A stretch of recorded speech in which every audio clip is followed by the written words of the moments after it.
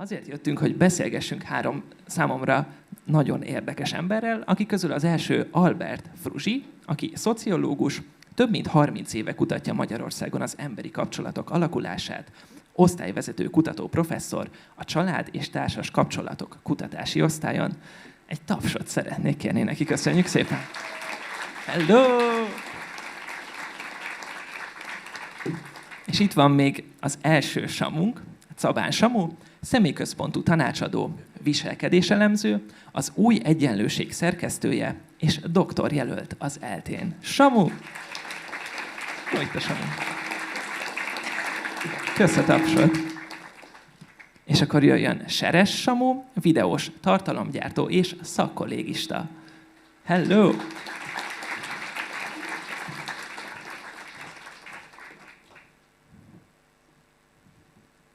Sziasztok! Arra a személyre való tekintettel, aki a közönség soraiból esetleg nem tud angolul, megkérdezhetem, hogy nektek melyik volt a legfontosabb mozzanat ebből a videóból. Akár csak kb. Idézhetsz is belőle, de nyilván örülök, hogyha személyes gondolat is fűződik hozzá. Akkor én már pont a kezembe vettem a mikrofont. Jó estét kívánok mindenkinek.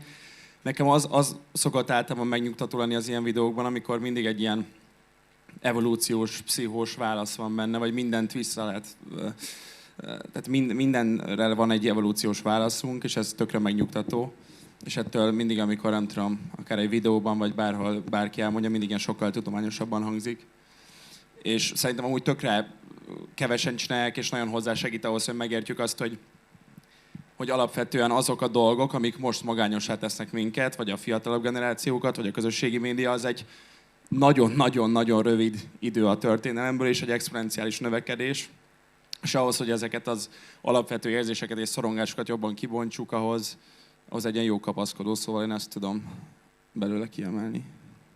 Kösz szépen! Hello! Szuper. Én úgy fordítanám le ezt a videót, hogy kezdődik egy evolúciós ténnyel, ami valamihogy úgy szól, hogy a fajunk sajátja, hogy folyamatosan fajtásaink környezetében vagyunk, tehát hogy ilyen csoportos állatként éltünk az egész történelmünk során. Van egy elég jól szerintem alátámasztott ilyen tudományos összefüggés, hogy a magány az olyan érzelmi stresszreakciókat indít be az emberekbe, ami a fizikai egészséget is durván pusztítja, hogy a fizikai fájdalom mechanizmusait használja a társas kirekesztés érzései is. Van egy ilyen szociológiai tény, hogy valami megváltozott az elmúlt pár száz évben, átalakult a környezetünk, a társadalmi és épített környezetünk úgy, hogy atomizálódott a társadalom, van egy ilyen elidegenedés, elmagányosodás, van mellette egy olyan, az egy kicsit nehezebb, ez inkább egy ilyen pszichológiai állítás, hogy valahogy most magányosabbak vagyunk, mint mondjuk 100 éve, ezt így fordítanám le. Ezen azért vitatkoznak, bármennyire is nyilván magányosabbak vagyunk, ezt gondoljuk mind, de hogy ezt nagyon nehéz egyébként bizonyítani. Én amellett, nekem az az intuícióm, hogy mivel azért a szociológiai tények, hogy nagyon megváltozott a világ, és tényleg azok a tereink, amikben éltünk, mondjuk csak a házak 200 évvel ezelőtt nem is volt privát tér, tehát folyamatosan össze voltunk zárva egy ilyen interaffektív mezőbe, egymásra hangolva, ezek megváltoztak, ennek nyilván van valami hatása ránk. Szerintem ebből következtethetünk logikusan arra, hogy ma magányosabbak vagyunk, de a Fruzsita ebből szerintem fogsz mondani pontosabbat. És van egy mi a teendő rész, hogy mit tudunk ezzel az egésszel kezdeni.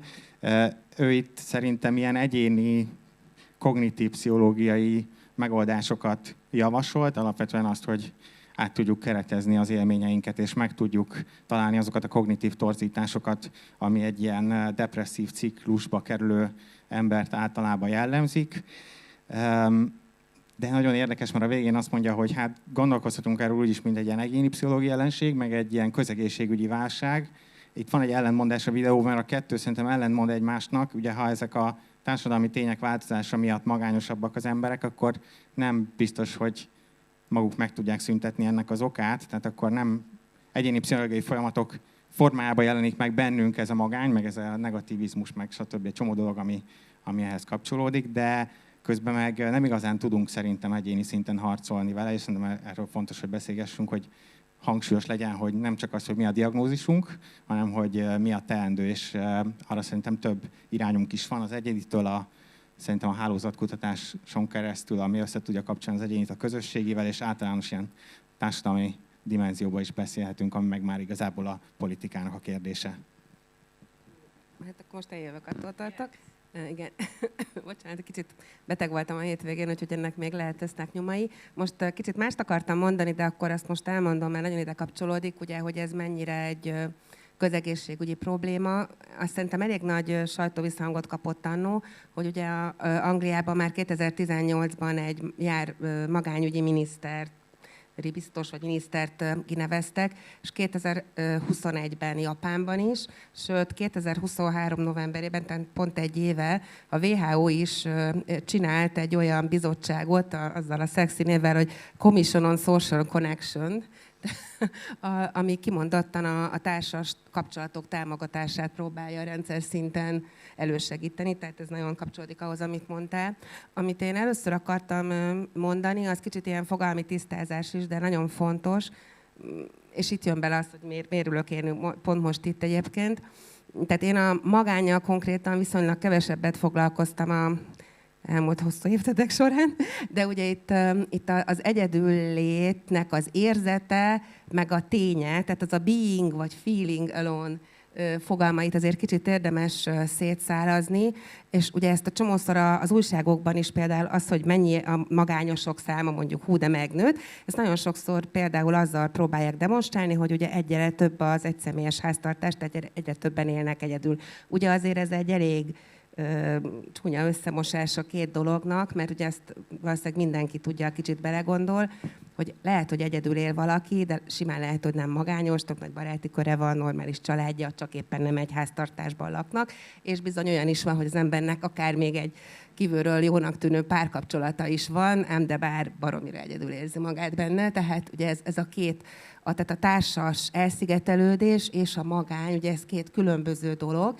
Most nyilván nem függetlenek egymástól, tehát nyilván akiknek nincsenek normális emberi kapcsolatai sem számosságában, de leginkább minőségében, ugye az nem fogja jól érezni, tehát az magányosnak fogja érezni magát, de ahogy már itt az előttem szóló egyik Samu is mondta, tehát hogy ugye az, hogy magányosnak érezzük néha magunkat, ezzel semmi baj nincsen. Az más kérdés, hogy ez egy ilyen stigmatizált dolog, és mondjuk most például a legutóbbi EU-s felmérésben nem jött ki nemek szerint különbség, de vannak olyan mérések, amiben az jön ki, hogy a nők magányosabbak, de simán lehet, hogy csak jobban bevallják. Mint ahogy ugye az alkoholizmusnál pont fordítva szokott lenni, hogy a nők, mint a kevesebbet innának, simán lehet, hogy nem isznak kevesebbet, csak kevésbé vallják be, tehát itt simán lehet, hogy ez pont most fordítottan van. De summa summarum, azért azon majd gondolom, a beszélgetés későbbi pontján egy kicsit érdemes lenne beszélni, hogy egyáltalán mi az objektív valóság, tehát például Magyarországon hogy állunk a kapcsolatainkkal, mert azért ez mégiscsak eléggé összefügg ezzel a dologgal, de mondom, ezért egyenlőségélet meg semmiképp se kellene a kettő közé tenni.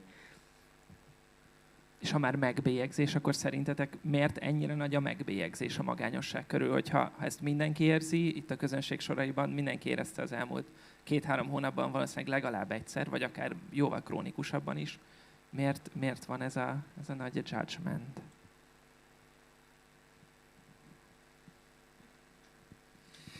Hát nekem van egy általános válaszom. Azt gondolom, Kérlek. hogy az individualizmus, meg individualizáció, amit ma természetesnek élünk meg, hogy milyen nagyon erősen egyénként gondolkozunk magunkról, az szintén egy történelmi új találmány. Tehát nem voltak egyedek a múltban is, meg emberek, ők is különlegesek és sajátosak voltak, de nem foglalkoztak ennyit az önmagukkal, és nem élték meg magukat ennyire egyénné.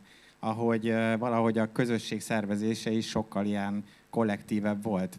És ugye az a csalóka a mai világban, hogy egy olyan, hát egy ilyen fogyasztói társadalomban élünk, van egy ilyen kapitalista, neoliberalista dogma az egész mögött, ami arról szól, hogy alapvetően, hogy te hova kerülsz a társadalomba, az azt határozza meg, hogy neked milyen a teljesítményed. Ez az ilyen meritokrácia. Tehát a teljesítmény alapúan kerülsz oda, hova. Ugye ez a szociológusok nagy része szerint egy illúzió, ugyanis a szocioekonomiai státuszunk nagyon nagyban meghatározza például azt is, hogy mennyi kapcsolatunk van. Mondjuk a diplomásoknak úgy tudom 2-szer annyi szociális kapcsolatuk van, az meg, hogy diplomás teszel, az nagyon nagyban attól függ, hogy a szüleid is diplomások-e. Tehát, hogy belekerülsz egy olyan pozícióba, de azt hiszem, hogy a hálózati pozícióban is, hogy sok kapcsolatod van, az is nagyon sokszor meghatározódik olyan dolgok alapján, amit nem tudsz meghatározni. Szóval itt van egy ilyen ellentmondás.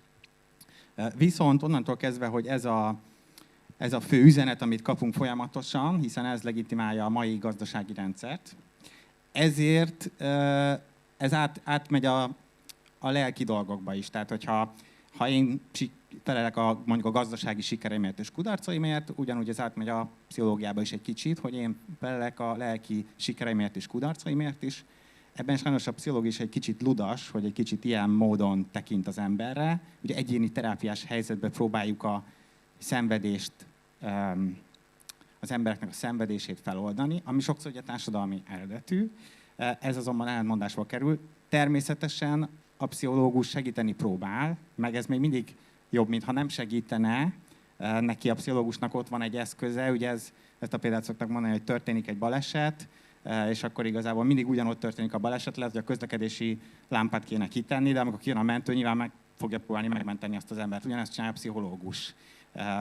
Ugye itt valahogy így viszonyul szerintem a magányhoz. Magánynál is ez van, hogy nagyon sok szempontból a magányosságunk társadalmilag meghatározott, de egy olyan világban élünk, ahol úgy fogjuk fel magunkat és a többi embert is, hogy ami történik velük, az a saját érdemük, vagy lustaságuk, bénaságuk, stb. Így. Ez egy ilyen attribúciós stílusa a mai embernek, aminek mondom, szerintem ideológiai alapjai vannak, és ez sok szempontból nem jó, de vitatkozzatok velem. Én azért fagytam le az elején, mert ezt a megbélyegzést, ezt közepesen vagy kevésbé veszem észre. Inkább a két gondolat jut az eszembe. Az egyik az, hogy ma már, vagy amiben én relevánsan tudok nyilatkozni, az nyilván inkább a közösségi média. Tehát, hogy ma már egy ilyen másodlagos szocializációs ágens a közösségi média, és azáltal, hogy folyamatosan fenn vagyunk, és mondtam, a fiatalok képernyőideje átlagosan ilyen 3-4, akár 5-6 óra, az brutálisan egy fals képet alakít ki bennünk a valóságról, az, hogy az emberi kapcsolatok hogy néznek ki, az, hogy az emberek hogy néznek ki, az embereknek milyen az életük, és főleg itt, hogyha már szocioekonomiai státuszról beszéltünk, az a legfontosabb, hogy itt Budapesten nyilván buborékban élünk, de hogy a leszakadó régiókban, amiből az országban nyilván többen, ott még rosszabb a helyzet, hiszen annyira távol, tehát hogy annyira ez a nem valós kép egy olyan távolságot generál az emberekben, ami hatalmas szorongást és magányt, és ez egy ilyen elérhetetlen érzés, hogy mi azt éljük meg, ami ott történik. Szóval ez jutott eszembe. A másik viszont az, hogy szerintem, és próbálok ilyen pozitív gondolatokat is mondani, hogy ne az legyen, hogy ez az egész egy szar, és minden rossz, és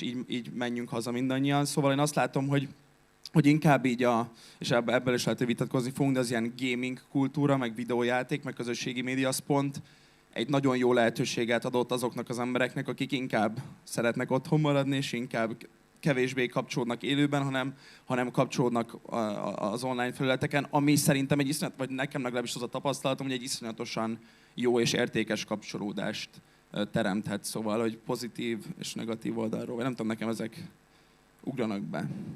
Mélyebbre mehetek még egyel, neked szegezem elsősorban a kérdést. Léteznek ezek a paraszociális kapcsolatok, amikor valaki annyi Azaria és Paul Street videót néz, hogy azt hiszi, hogy ő a legjobb barátja. Kicsit legalábbis úgy érzi, nyilván felfogja az agyával, hogy ez nem pont így van.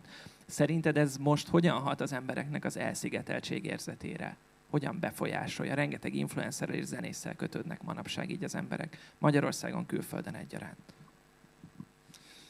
Azért nehéz, mert nem tudom, régen még, amikor emberek, nem tudom, Omega koncertre jártak, akkor tényleg így elérhetetlenek voltak a hírességek, és csak a stage-en, meg egy-két, nem tudom, tévéinterjúban vagy újságban találkoztunk velük, de most egy Azariával lehet találkozni közösségi médiában folyamatosan, színpadon folyamatosan, sokkal több ilyen beszélgetés van, szóval szerintem egyel elérhetőbbek ezek az emberek, de igen, ez a fajta, vagy pont muszáj volt elolvasnom a Benedek Ágot a könyveit, mert volt egy idézet, amit amit kritizáltam belőle, és aztán így leszóltak miatt, és mondtam, hogy akkor elolvasom a könyveit, és ő mondja ezt, igen, hogy azáltal, hogy ha minél, és az influencereknél van ez leginkább, és most nem kezdem el ezt a disztingválni magamat az influencerektől, mert valahol nyilván én is ezt csinálom, de hogy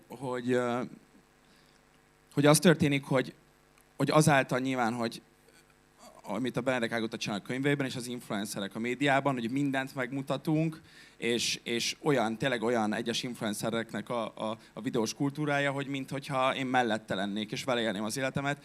Hát, hogy ezt így ezzel meg kell birkózni, ezzel az új jelenséggel, és igen, a Benedek Ágota írja azt a könyvében, hogy folyamatosan írnak neki emberek a saját szülési tapasztalataikról, saját randi tapasztalataikról, szóval én próbálok egy ilyen távolságot tartani a videóimban, tehát nem engedem közel az embereket pont azért, mert ezt tök veszélyesnek érzem, és ezt fontos az influencereknek közölnie, hogy mi nem vagyunk, vagy valójában ez nem a valóság, és mi nem vagyunk barátok, bármennyire is az a cél, hogy te sokat nézz engem, és én eladjam neked a terméket. Kösz. Én látom, hogy másik Samu is. A Samu. Hogy legyen akkor a samuzást? Samu, Seres Samu? Ez így korrekt, akkor így lesz mostantól. Hívhatsz bárminek. Kösz. Én coming out-olok, én gamer vagyok. Ráadásul a World of Warcraft nevű rettenetesen addiktív, masszív multiplayer online role-playing game-el játszok, ahol egy óriási Azeroth nevű világban Heideggelf a gyógyítóvá változok, és én mindig nagyon szerettem ezt a játékot, és sokat gondolkoztam, hogy miért olyan kielégítő, és 3 dolgot írtam fel magamnak. Az egyik, hogy ez egy óriási természeti világ, ahol én mindig sétálok, barangolok, tehát kapcsolódok valamihez, amihez az életemben keveset, a természethez. És kikkel vagyok? Hát tényleg ott vannak az emberek, a gildem tagjai, a törzsem tagjai, az evolúciós tények, ugye itt élnek, valóban ott egy ilyen törzsi környezetben vagyok. Ráadásul a hétköznapokban van-e értelme a munkánknak? Hát az emberek többsége ma azt mondja, hogy nincs értelme a munkájának, nem szereti, nem kapcsolódik hozzá. Heideggelf, a gyógyító, ha nem gyógyított, meghalnak lények. Tehát nem Excel táblákat színezek, hanem van értelme annak, amit csinálok. Tökéletesen kielégíti azokat a dolgokat, amiket ma nem kapunk meg a társadalomtól, a kapcsolatunkat a természethez, a közösséget és a szociális funkciót. Csak egy probléma van, hogy ezek mégsem az eredeti igényeinknek a kielégítő válaszai, hanem azoknak a virtuális másai. Ez a pornója a szexnek. Persze a pornó, amit nem szeretünk, mert kritikai szempontból elfogadhatatlan jelenség, de értjük, hogy jó, de nem szex. És ugyanez van szerintem a gaminggel, ha kapcsolatok tekintetében, szerintem jó hobbi a gaming, de ha az elsődleges igényeket nézzük, amit meg kell kielégíteni, azt nem közvetlenül elégíti ki, hanem valami olyasmit mímel. Hát én kicsit el fogom vinni másfele valószínűleg. Kérlek, azért vagyunk itt. Ugye még ehhez egy picit, tehát nyilván az is tök jó, hogyha valaki tök egyedül volt otthon, meg tényleg egy csomó ilyen sztori van, hogy akár különböző fogyatékossággal élő emberek, és akkor egy másmilyen avatárban meg tud tapasztalni egy teljesen más életélményt, meg kapcsolatélményt, de igen, ez egy kérdés, hogy igen, ez ahhoz képest lehet, hogy sokkal jobb, hogy te tök egyedül vagy, és max egy könyvet tudsz olvasni, vagy én TV2-t tudtad nézni, ameddig volt az adás, vagy mi voltam gyerekkorunkban. De ugye az kérdés, hogy ez mennyivel visz téged ahhoz közelebb, hogy aztán húsvér emberi kapcsolatokban tényleg tudjál működni. Tehát akár ilyen nagyon hülye példa, amit szoktam hozni, tehát mindegy, például a gyerekek, hogy nagyon nem mindegy, hogy beülünk a kocsiba, akkor mind a 3 tinédzser külön bedugja magának a kis iPod bigyóját a fülébe, és hallgatja azt a zenét, amit akar, vagy ott akkor ugye meg kell vívni azt a szörnyű háborút, hogy akkor kinek melyik kedvenc zenéje, és ugye ez amúgy szülői szemmel, és még az is lehet, hogy mi is szeretnénk ugye valami zéjedik típusú zenét hallgatni. Hát mondjuk sokkal egyszerűbb azt mondani, hogy dugja be mindenki, legyen izé. Viszont ugye ennek mennyi értelme van? Tehát egy csomó minden ilyen dolgot megtanult az ember. Egyrészt érezni a másik, mint szemöldök összevonásán, hogy most ez szarul esetnek, és a többi, tehát most értetek biztos, hogy mit akarok mondani, hogy egy csomó olyan finom skillt azért ezekben a szituációkban tanulunk meg, amit kérdés, hogy megtanulunk egyáltalán. Ugye az előbb mondtam, hogy az egész magándolog arról szól, hogy mi hogyan értékeljük tulajdonképpen szubjektíve a kapcsolatainkat, akár a mennyiségüket is. Tehát simán lehet, hogy én egy nagyon introvertált ember vagyok, mint ahogy nem, és engem baromira kielégít az, hogy mondjuk van egy vagy két barátom, akit ráadásul nem is túl gyakran látok. Más meg egy teljesen más személyiség. Például egyébként, ugye én szociológus vagyok, sajnos nekünk még nem volt olyan kutatásunk, amiben például ilyen személyiségtípust vagy kötődési típusokat is együtt tudtunk volna nézni, ami nyilván azon felül, hogy mondjuk magas vagy alacsony, ugye a társadalmi gazdasági státusza valakinek nagyon-nagyon fontos, de ugye tényleg az, hogy mi ezzel kapcsolatban az én egyéni megélésem, ez nekem sok, kevés, jó, nem jó, és ami nekem egy nőnökem, és szintén nem nagyon tudunk róla túl sok mindent, pedig szerintem nagyon fontos, hogy ugye és itt nagyon ez végülis a közösségi médiához is passzol, és ahhoz, hogy most azért tényleg eléggé kongatják a harangokat, hogy itt a fiatalok azért így nagyon, ugye ezt biztos hallottátok, főleg a Covid után, hogy mindenféle ilyen mentális problémákban, tehát érintettebbek, meg a magány is úgy tűnik, hogy tehát korábban a fiatalok nem voltak egy kitüntetett rizikócsoportja például a magányosságnak, és most már azok, hogy ez miért van. És szerintem ebben viszont tényleg benne van ez a illúzió, hogy ugye például egy barátot is hogyan értékelsz, vagy akár egy partnerkapcsolatot. Tehát én láttam 10 éves videót, amiben azt mondja az amerikai vicces professzorasszony, hogy jó házasságot akarsz, akkor ne nézzél hollywoodi filmet. Ugye miért mondja ezt? Mert azok a kapcsolatok, amiket ott látszanak, ugye semmi köze nincs a valósághoz. Tehát ha neked az az ideált, hogy majd a te férjed is olyan kéne, hogy legyen, akkor ennek nyilván egy vége tud lenni, hogy hát elválsz, de rapid módon, mert ugye hát ez nem lesz elég jó, de ha belegondoltok, tehát hogy az, hogy mit várunk el egymástól, akár párkapcsolatba, akár barátságba, stb., ezek, és erre nagyon-nagyon sokat rárak rossz irányból a közösségi média, mert ott igen, nyilván nem azt rakom föl, amikor éppen a tányér törik, hanem azt, amikor romantikusan áldogálunk a lehető legkülföldi, nagyon szép valaminek a víznek a partján, tehát értetek, és ez egy és mégis az van, hogy a húsvér kapcsolatainkat, meg élményeinket ezekhez amúgy valószínűleg a lelkünk mélyén tudjuk is, hogy illuzórikus dolgokhoz, de ezekhez mérjük. Tehát a szubjektív megélésem mégiscsak az lesz, hogy hát Banyák, neki miért van ilyen jó, nekem meg miért van ilyen nem jó, és ez nagyon, szóval ez nem visz minket valószínűleg semmi jó helyre. Bocsánat, még muszáj veled vitatkoznom egy picit. Tehát nekem picit fájdalmas a gaming meg a pornó közti párhuzam, de értem, csak hogy én azt gondolom, hogy a gaming az széles körben elfogadott, a pornó az ilyen tabusított téma, a gamingben pedig.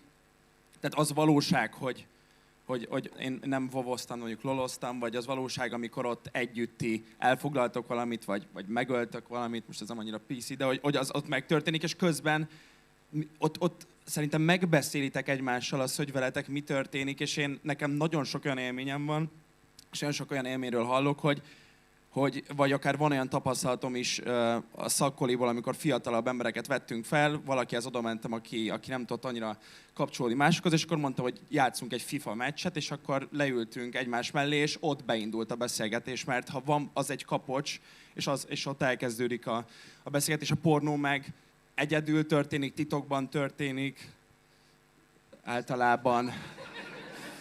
Nem feltétlenül, de igen, nyilván más, tehát a szexiparban van egy nagy probléma a nők szisztematikus kizsákmányolása, de nem azt mondom, hogy két ember nem csocsóznak, hanem loloznak egyet, és úgy kapcsolódnak, az iszonyat probléma lenne. Én csak azt mondom, hogy az alapvető igények, amiket kielégít, azokra azért vágyunk annyira, azért keressük ennyire a játékokban, mert a társadalom nem adja meg, és én azt mondom, hogy elsősorban az lenne, ha megkapnánk ezeket kint is. És szerintem ez nagy különbség. Hadd kérdezzem meg, hogy te például miért nem csatlakozol egy ilyen kiránduló klubhoz? De most ezt nagyon komolyan kérdezem. Hát jó kérdés. Lennének barátaim is, és lehetnénk ilyen szerepjátszós kirándulókkal, hogy beöltöznénk, és Ez akkor... egy létező dolog. Na de most tök komolyan, Jobb tehát lenne. ott a közösség, ott a természet, valóban. Hát ugye ez részben a városi életmódhoz kapcsolódik, hogy még akkor is egy kirándulókörhöz csatlakoznék, az valószínűleg nagyon limitált lenne, hogy mikor tudnék elmenni kirándulni. Másrészt, Tehát az idő, mint szűk paraméter, arra gondolsz? hát az idő és az épített környezet, amiben élek, amiben a legtöbb időmet kell töltenem, az nem engedi meg, hogy a természetben legyek, vagy kapcsolódjak. Ott ilyen sárkányok nincsenek azért, és az izgalmasabb egyel, mint a másik emberek és családok így sétálnak kutyákkal. Biztos. Igen, ez mondjuk az én életemből kimaradt, hogy ezt nem tudom teljes átélésre megvitatni. De szerintem ez megint egy ilyen érdekes várostervezési kérdés, hogy hogyan tudunk élhető városokat csinálni. Szóval megint én azt gondolom, hogy nem az a megoldás, hogy élhetetlen a városi környezet, és akkor az emberek szerződjenek ki ebből, és menjenek el szépen a hétvégén a szabadidejükbe, teremtsék meg a természetet az életükben, hanem legyen az egy szakpolitikai nyomás, hogy legyenek olyan élhető városok, amikben nagy zöld terek vannak, és az emberek többet tudjanak a természettel kapcsolódni, mert az is van egy csomó ilyen ma már ilyen sematikus kutatás, hogy a természetben töltött idő, az nem tudom, csökkenti a stresszt, meg ez is olyan dolog, ami egyébként jót tesz nekünk, nyilván a természeti környezetünk is nagyrészt a zöldben volt, szóval én ezt nem támogatom, hogy kiszerződjünk, és máshol találjuk meg azokat, amiket közösségileg tudnánk hatékonyan megoldani. Igen, csak én kicsit a problémám ezzel, hogy mindig azt várjuk, amúgy tök joggal, hogy majd itt fölülről,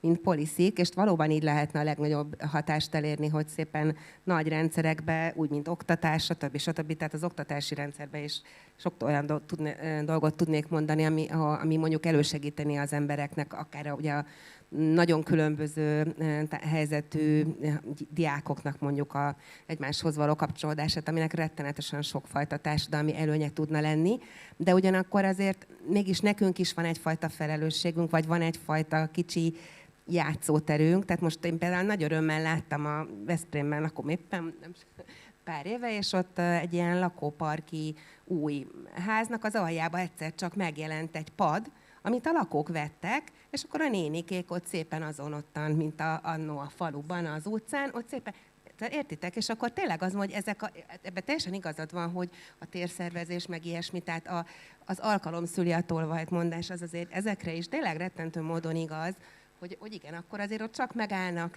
letöttyennek, lerakja a kis szatyrát, nem tudom, tehát ez megint generálja tulajdonképpen ezt a fajta kapcsolódás lehetőségét. Csak azt akarom mondani, hogy azért azt is nézzük meg, hogy mi mit tehetünk ezekért. Persze, nem kell passzívan várni. Minden hétvégén elmehetünk a kirándulókörrel, ahelyett, hogy kirándulunk, tüntetni, hogy legyenek zöld terek, és ha mindannyian szeretnénk zöld teret, ha minden hétvégén tüntetnénk, akkor lehet, hogy több zöld tér lenne. Ez nem egy passzív várakozás, ez egy aktív cselekvés. Egyébként közösségszervezésnek is jó. Meg amúgy ez tök érdekes, hogy egy mondat, amit mondta, egy kifejezés, hogy felülről várjuk, és amúgy normálisan ez kéne. Tehát, hogy normálisan igen, én megválasztok valakit, és felülről várom, hogy történjenek dolgok, de hogy szerintem, és nyilván budapesti példát mondok, és megint buborék, de hogy most már nagyon jó szerintem, vagy most már sokkal inkább most is a közgyűlésnek az utóbbi hetei szerintem inkább azt mutatják, meg a városvezetésnek az ilyen közösségi kezdeményezései, hogy alulról abszolút be lehet dobni kezdeményezéseket, meg most nem tudom, a rakpartunk, és a többi, az minden. Vagy én inkább optimista vagyok, és azt látom, hogy olyan terek és lehetőségek nyílnak meg, amik abszolút alkalmasak a szocializációra, de majd valamikor biztos vissza akarom terelni megint a témát a közösségi médiára, mert valahogy én is lelkiismeret fudásom van, mert én is erősítem a függőségüket így a fiataloknak valójában. Vagy nem tudom, hogy lehet-e ilyet. Igen. Én nekem viszont van egy kérdés, ami nagyon vakarja az agyam hátulját. Folyton arról beszéltek, hogy fentről. Léteznek szerintem nálunk kollektivistább társadalmak. Mit tanulhatunk tőlük szerintetek? Nyilván 15 dolgot minimum, de mi az, ami szerintetek tök fontos lenne, hogyha a magyarokra ezt rá lehetne vagy erőltetni, vagy kedvesen eléjük rakni?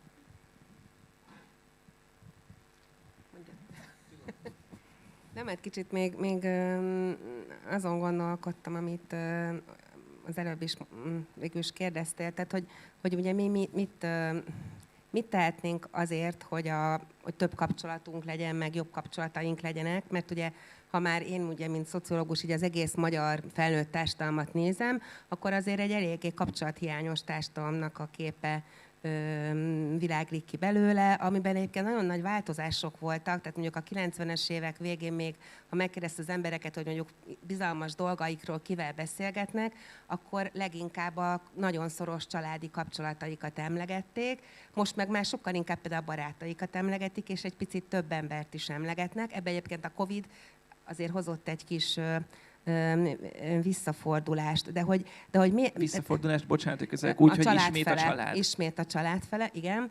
De hogy tényleg mi van itt a barátokkal? Tehát a 80-as évek vége fele még simán bemondták egy felmérésben Magyarországon az embereknek majdnem 40%-a, hogy nekem egy barátom sincs. Most kb. 20% ez az arány, de ezt pont a Samuknak az elején meséltem, hogy soha nem volt olyan, hogy azt mondták erre a kérdésre, hogy nem válaszolok, és most ez is egy elég látható szegmens. Tehát az is elképzelhető, hogy az emberek már úgy érzik, hogy ez ciki, hogy nekem nincs barátom. Tehát inkább azt mondom rá, hogy passz, nem mondom meg, hogy nekem nincs. És egyébként kevesebb barátot is említenek például, tehát azok, akik azt mondták, hogy hú, nekem legalább 10, meg 100, meg hú, de nagyon sok van, ezeknek nagyon lecsökkent az aránya. De ha ezt így megnézzük egy ilyen európai metszetben, de mondom, nagyon sok sebből véreznek ezek az összehasonlító vizsgálatok, akkor azért úgy tűnik, hogy nálunk valami probléma ezzel van, pedig ugye mi nemzeti képünk, hogy mi milyen vendégszeretőek vagyunk, meg ilyenek vagyunk, meg olyanok vagyunk, meg a család, meg a nem tudom, de hogy ezeket csomószor olyan, mintha szóvirág lenne inkább, és ugye egy kicsit az is, amit mondasz, hogy akkor az időnk meg itt az időszegénység is, hogy a kapcsolatokra idő kell. Tehát, és egy családi összeröffenést, vagy egy baráti bulit, főleg, ha ugye nem elmegyünk közösen a valahova, hanem valaki azt megtartja kis otthonában, hát ez elég nagy szívás, ugye? Szóval ott azért be kell vásárolni, stb. Tehát ebbe energiát, időt bele kell ruházni, megvan borzasztó sok hozadéka is, de valahogy erre mintha nem lennénk eléggé felkészülve, és dumálunk, hogy hú, ez de nagyon fontos nekünk, de igazából a tények ezt nem nagyon mutatják.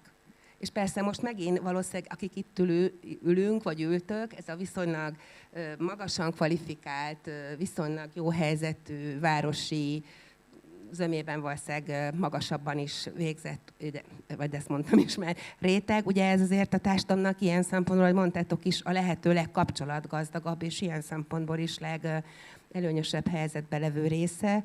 De hát bizony azért ezen kívül még nagyon sokfajta csoportja van ennek a társadalomnak. Egyébként te évtizedek óta kutatod ugyanazt a kérdést, hogy hány barátja van a magyar embereknek, hogy szerinted a magányosság az nőtt végül is, és hogy szerinted mi a legfontosabb okozója annak, hogy ha tényleg igaz, hogy magányossági járvány van, akkor miért van szerinted? Hát ennek egy oka például lehet az, hogy mihez mérem, ugye? Tehát amikor egy elvárás az, hogy nekem legyen egy barátom. Sőt, ugye a tévében, vagy a social médiában ugye ott van, hogy na, és azok milyen barátok is kell, hogy legyenek, mert azért ugye erről is elég komoly konstruktumok vannak a fejünkben. Tehát az, hogy amikor az emberek egyharmada azt mondta, hogy nekem nincs barátom, akkor, és azért mindenki tudta, hogy mi az, hogy barát. Tehát ugye képünk arról, hogy mik ezek a kapcsolatok, és mit kéne tudni legyenek. És ugye itt a magány ez erről szól, hogy az én valós kapcsolatom, meg az a dolog, ami a fejemben van vágyott kép, az a kettő ugye nem stimmel. Vagy az van, hogy nekem kevés van belőle, vagy ha éppen nem kevés van, akkor meg nem elég jó. Tehát ez egy jó kérdés, hogy vajon mitől lehet ez a nem elég jó érzésünk erősebb. Hát ez lehet például, igen, ettől, hogy ezek a képzetek és elvárásrendszerek kicsit megváltoztak a fejünkben. Hát, és hogy mondjam? Tehát akkor nem feltétlenül van kevesebb barátunk, de van egy nagyobb elvárásunk, hogy többnek kéne lenni, és a kettő között ezért van feszültség? Hát vagy másmilyennek, ugye, mert még nem is, tehát a magány még nem is arról szól feltétlenül, hogy többnek, hanem hogy másnak. Tehát ugye, és igazából mondjuk a barátszámot, ha nézzük, ugye, amit tényleg jó régóta nézünk, ott azért úgy tűnik, hogy kevesebb ember mondja azt, hogy egyáltalán nincs barátja, tehát olyan 20% kb. A magyar felnőtt lakosságban, aki azt mondja, hogy nekem egy barátom sincs, ami azért egyébként nem kevés, valljuk be. És az emberek zöme, így a 60-valány %, az azt mondja, az ilyen 1 és 4 közötti számot mond be, ami azért úgy reális is. Tehát ugye persze jó kérdés, hogy amikor ezt kérdezik tőled, hogy hány barátja van önnek, akkor most ugye visszakérdezne mindenki, ha lehetne, de nem lehet, hogy milyen közeli, ugye, mert nem mindegy, hogy most akkor a közeli barátra gondolsz, vagy a haverra, de minden esetre szóval ezek szoktak így kijönni. De ezeknek iszonyú erős az összefüggése életkorral, tehát Magyarországon azért, ahogy öregszel, nagyon-nagyon lecsökken a barátszám, az iskolai végzettséggel nagyon erősen emelkedik. Érdekes módon a nemi különbség az eltűnt mostanra, tehát még a 90-es években a férfiaknak jelentősen több barátja volt. Bár szerintem más neveztek barátnak, mint a nők, és ez is változik, de ez most már nincsen, de szóval vannak azért. És mondjuk igen, tehát a szegényebb, a rosszabb társadalmi státusz, ezek nem segítenek.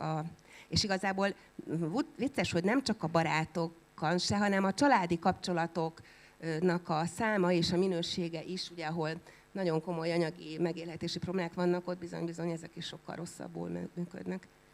Én megpróbálok a kérdésre Kérlek. válaszolni, de csak ezzel akarom parástolni, nem tudok semmit hozzáadni, amit beszéltetek.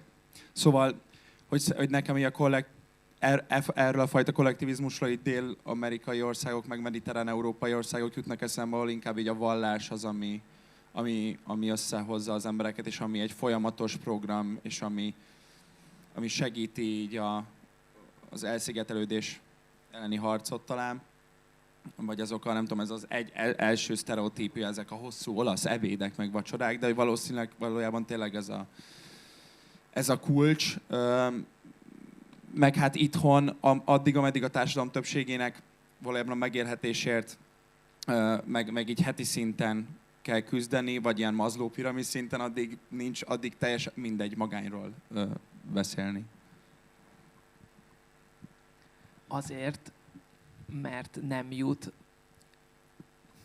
kapacitás, mert hogy dolgozunk a pénzért, és nem jut kapacitás kapcsolódni. Erre célzol? Hát szerintem azért igen, mert azokban a családokban, ahol a lakbérért, meg az ételért is hatalmas küzdelem van, ott a gyerek nem megy el az olyan vagy hát még ha járnak suliba, és igen, sok helyen nyilván járnak suliba, de hogy nem mehet el az osztálykirándulásra, nem mehet el moziba, nem mehet el bowlingozni, nem mehet fel a legközelebbi városba, tehát hogy nem tudom, nem lehet gépet venni, hogy vovozzanak, tehát hogy igen, ott nyilván így ezek a tényezők. Gondolkoztam, hogy... Na, mondjad. Hát ennek kicsit nekem ellenemondó őszintén, szóval ugye vannak ezek melyik nemzet boldogabb típusú kérdésfelvetés, ugye aminek most már jó pár éve nagyon komoly, ez a World Happiness Reportok fönn is vannak az interneten, és ezek elég komoly, többdimenziós modellek vannak erre, és azért itt kiderül, hogy tehát mi magyarok, ahhoz képest, tehát van egy csomó indikátor, amint így beazonosítottak, hogy mik alapján lehet nagyjából belőni, hogy melyik országban mennyire boldogok az emberek, és valóban van egy ilyen, ugye ez volt az Easterlin paradoxon, hogy látták, hogy hiába gazdagodnak a nemzetek, nem lesznek boldogabbak egy ponton túl az emberek. Tehát a gazdagság egy bizonyos fokán túl már, ugye nem boldogít a pénz, de az alatt viszont igen, tehát amikor tényleg az van, hogy most mit fogunk enni, meg hol fogunk aludni, akkor nyilván azért nem irreleváns paraméter. De tehát ezek a indikátorok ugye bejósolnak valamit. Na most mi magyarok ugye rosszabb helyzetben vagyunk meglepő módon, mint ami egyébként indokolt lenne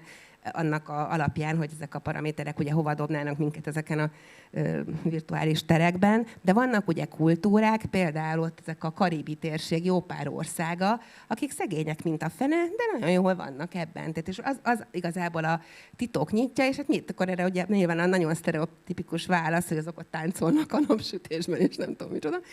De valószínűleg egyébként a veleje a dolognak ott van, hogy igen, hogy ők a társas kapcsolataikat valahogy így nagyon-nagyon jól tudják tartani, és ugye most már csomó ilyen streaming szolgáltatónál is vannak ezek, hogy hol élnek nagyon sokáig az emberek, tehát most már ez egy ilyen közhely kezd lenni, hogy a kapcsolatok, ugye itt a magányos kisfilmben is elhangzott, hogy a magányérzés az kb. Annyira egészségromboló, mint egy doboz cigi elszívása naponta, tehát még az elhízásnál is sokkal rosszabb, ugye? Tehát ez egy nagyon-nagyon fontos paraméter, hogy igen, mi a szociális kapcsolataink, vagy társas kapcsolatainkban, ezt pont mindig tűzelvassal írtam, hogy a szociálist azt a társasnak ne fordítsák, de szóval igen. De ez egy jó kérdés, hogy mi miért nem vagyunk társasok eléggé, mert eléggé úgy tűnik, hogy nem. Tehát egyébként nagyon szívesen hallanám bárkinek erre vonatkozó ötletét, hogy vajon ennek mi az oka. Igen, vagy nekem is az az intuícióm, hogy ez a Maslow piramis az én tapasztalataimmal sem illik össze. Én Isztambulba értem egy fél évet, és ott nagyon imádtam, az utcán élnek az emberek, és ilyen iszonyat közösségi lét van, és van egy csomó ilyen kávézó, ahol igazából csak öreg emberek vannak, teát isznak, és társasjátékoznak, látástól vakulásig, reggeltől estig. És viszonylag jó a hangulat, és mondjuk ahhoz nem hiszem, hogy sok pénz kell, szóval tényleg csak ilyen teázgatnak, és azt gondolom, hogy az tök jó, hogy az idéskori elmagányosodás ellen ott tényleg egy közösségben vannak, és mondjuk ezt akár itt is meg lehetne csinálni, ez valóban inkább talán egy kulturális kérdés, mint anyagi, de az is nagyon fontos, ami itt elhangzott, mert mindenki hallotta, hogy a pénz nem boldogít, tehát hogyha már kerestetek elég pénzt, abba hagyhatjátok a túlórázást, és csináljátok azt, ami boldogát tesz titeket. Például bizonyította a boldogát teszi az embereket, ha olyan emberekkel vannak, akik ezt szeretnek. Például elmentek az erdőbe sétálni, vagy tüntetni a zöld terekért. Ez egyébként egy ilyen nagyon gyakori tévhit, ami bennünk van, és mindannyiunkban dolgozik, hogy több pénzünk lesz, majd boldogabbak leszünk, de nagyon furcsa, hogy teljesen konzisztensen bemutatják a kutatások, hogy nem igaz, nincs egy bizonyos kereset fölött extra boldogság, amit kapsz. A nyomor, az valóban, a szegénység, az a boldogságnak az akadálya, tehát ha nagyon szűkösek az erőforrásaid, az egy folyamatos stressz, ugyanúgy, mint a magány. Tehát fel kell hozni az embereket egy anyagi szintre, de egy anyagi szint fölött már ne várjuk azt, hogy megjön a fizetésemelés, és akkor boldogabbak leszünk. Sajnos nem. Én még visszacsatolnék az előző gondolatra, de ez nagyon király volt. Van olyan sajátosan magyar tényező vagy dolog szerintetek, ami kifejezetten így rosszat tesz, és az elmagányosodást segíti? Ez egy ilyen, elsősorban maira gondolok, nem az első világháború környékén, hanem így manapság. Szerintem nehéz úgy beszélni, nehéz nem folyamatokban gondolkodni. Kérlek, akkor de nem fogok. Szóval, de hogy akkor muszáj kicsit a jó polarizációról beszélni, ami jelen van, mert az abszolút, hogyha... A milyen polarizációról? Hát erről a velünk lévő és minket erősen, nem tudom, erről a szakadékról, ami köztünk van. Ami nem köztünk van, de, vagy köztünk is valahol lehet, de nem hiszem, de hogy arról, hogy azáltal, hogy megosztasz egy társadalmat, és egy párhuzamos valóságot alakítasz ki, az azáltal elősegítheti az elmagányosodást, hogy kevesebb ember mellé tudsz leülni, és most pont ilyen TikTok videókat láttam, hogy amikor nem tudom, beszól a nagybátyád valamire a családi beszélgetésen, aztán bedobott, hogy Tisza vagy Fidesz, és így felveszik az emberek, hogy ordibálnak egymással a családtagjaik. Tehát, hogy igen, egy olyan országban, ahol nincsen, vagy nem olyan fejlett a politikai vitakultúra, és ahol a médiában igazából online és offline egy hatalom folyamatosan így a gyűlöletet erősíti, ott megmérgezi ezeket a tendenciákat, és szerintem ez abszolút legyűrűzik, és nagyon megnehezíti azt, hogy tudjunk kapcsolódni. De a társadalmi folyamatokról most nem tudom, erről is sokat lehetne beszélni, mindig nem tudom, minket elnyomtak, és mi mindig nem tudom, vagy nem tudom így a szocializmusról beszélni, de erről beszéltek ti, ha szeretnétek. Hát jó. Szerintem is van egy nagyon erős ilyen, hát ez Hannah Arendt negatív szolidaritásnak hívta, hogy valahogy nem a remények tartanak össze minket, mert a közös célok, hogy mi lesz jobb, hanem a félelmek. Tehát egy ilyen negatívan van integrálva a társadalom, és ez nyilván így hát csorog le minden szintre. És nem szeretem a magyar embereket szívni, és nem szeretek magyar néplélekről beszélni. Van egy ilyen élményem azért, hogy a hétköznapi társadalmi interakciók tényleg elég rossz minőségűek, és az viszont le van kutatva, hogy alacsony nagyon a társadalmi bizalom, mert ez sok helyen válság van, de Magyarországon is megkezdő, bíznál le az intézményekbe, az is nagyon aranyos, de bíznál egy átlag magyar emberbe, és nem tudom, az emberek egyharmada mondja csak azt, hogy bízna. Tehát nincs bizalmunk egymásba. Igen, és a társadalmi tőke alacsony szintje az nagyon-nagyon káros, nagyon-nagyon romboló. És az hétköznapi interakciók, és akkor egy kicsit a mi a teendők, mert a vége felé megyünk, és akarom, hogy minél több dolgot mondjuk, hogy egyébként mit lehet csinálni, vagy mi az, ami pozitív, hogy nagyon izgalmas a hálózatkutatás, az tök jó abban, hogy összeköti az egyéni és a társadalmi szintet, tehát nem túl egyéniesítő, nem túl társadalmasító, tehát ez ilyen aranyközépút tud lenni az ilyen kritikai barcok, mint én, meg a egyénesebb arcok, mint mások között, nem tudom kik. Hogy te, ugye a hálózat, a barátaink milyenek, az nagyon meghatároz minket. Ugye nagyon az autonómiában gondolkodunk, de igazából az, hogy elmegyünk-e szavazni, boldogok vagyunk-e, nem tudom, mi nagyon nagy részben azt határozza meg, hogy a barátaink mit csinálnak. Ha mondjuk leszoknak kulcsemberek a társaságunkban, leszokunk, vagy meghízik valaki, meghíznak. Kapsz egy depressziós szobatársat, 3 hónap múlva depressziós tüneteket kezdesz el mutatni. Van egy boldog barátod egy mérföldes közelben, akkor 25%-kal nő az esélyed a boldogságra. És az a nagyon érdekes, hogy pont azért, mert ilyen nagyon szociális lények vagyunk, érzelmileg fertőzzük egymást. Tehát ha ilyen érzelmi mintavétellel nézzük, hogy egy hálózatba bemegy egy boldog ember, akkor látszik az, hogy a boldogsága hogyan terjed. És meglepő módon nagyon, nagyon is terjed, és nem csak egy szinten, hanem további szinteken. Tehát most ez mondjuk egy átfogó kutatás, most a százalékok nyilván most nem feltétlenül ez minden egyes boldogság, meg ezek ilyen nagyon ilyen valószínűségi alapú, de mondjuk az azt mondja, amire én most hivatkozok, hogy ha boldog vagy, az a boldogság a barátaid szintjére kiterjed, a legközelebbi körben 15%-kal növeli a boldogság valószínűségét, de az ő barátainak is növeli 10%-kal, és az ő barátának a barátaira is 6%-kal, és ugye nem tűnik soknak, hogy nagyon boldog vagyok, és akkor van 20 barátom, vagy ismerősöm, de azoknak is van 20, akkor a második körben az már 400 ember, és azoknak is van 20, a harmadik körben az 8000 ember, akire ki tudsz hatni. Így az, hogy kulcsemberek lefogynak, nem dohányoznak, boldogak, vagy boldogságot terjesztjük, az tényleg hat magunkon kívül, és Amerikában volt tök érdekes, amikor ott is éltem, hogy mondják ezt az amerikaiakról, hogy nagyon felszínesek, nem lehet velük mély dolgokról beszélgetni, mondjuk ezt mi európaiak, ami valamennyire persze igaz, szóval nem lehet 3 mondat után a metafizikai depresszív mélységeiről beszélni a valóságról, de nagyon jókedélyűen bármiről, bárkivel. Bementem a boltba, mindig az volt az élményem, hogy nem gyomorgörcsön megyek be, hanem úgy, hogy konkrétan boldogságot fogok magamba szívni. Ezek a hétköznapi felszínes kedvességek, felszínesek, de iszonyat jó. Leül valaki melléd, és elkezd hozzád beszélni. És, szóval ilyen nagyon sok ilyen egyszerű, pozitív üzenetet kapunk, és azóta én is tudatosan mindig, amikor jó kedvem van, és megyek egy kávézóba, akkor elkezdek hülyeségeket beszélni a pultosoknak, mert valahogy így vagyok vele, hogy hát miért ne osszam meg, most jó kedvem van, hát ha nekik is jó kedvük lesz, és hát ha az tovább terjed, és szerintem ez ilyen kicsi dolog, de számít, és akkor ez egy ilyen, hogy ne csak azt mondja, hogy mi az, amit felülről várok, ezt mondjuk szerintem tényleg lehet egyéni szinten is csinálni, hogy kicsit javítani ezeket az ilyen interakciók minőségét, és minél inkább terjeszteni a pozitív dolgokat, mert lehet, nagyon is hatunk egymásra. Ez egy illúzió, hogy nem hatunk egymásra. Én gyanítom, hogy főleg személyes tapasztalatokból tudtok építkezni, mindjárt mondom a kérdést, neked lehet, hogy már adatod is van rá. Mit mutat a jövő? Azzal kapcsolatban, amit most mondtál, akik most kistinik, ők már valószínűleg pozitívabban állnak kicsit az élethez, kicsit jobban kapcsolódnak, vagy nagyon, nagyon szomorú a jövőképünk pont a TikTok és a hasonló dolgok miatt többek között. Hát erről fogalmam sincs, mert gyakorlatilag minden mintánk, amink van, az 18 pluszos. Nagyon amatőr vagyok, bocs.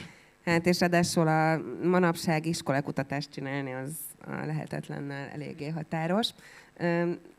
Mind a 2 dolog, amit mondtatok, az nagyon-nagyon releváns és nagyon, nagyon jó.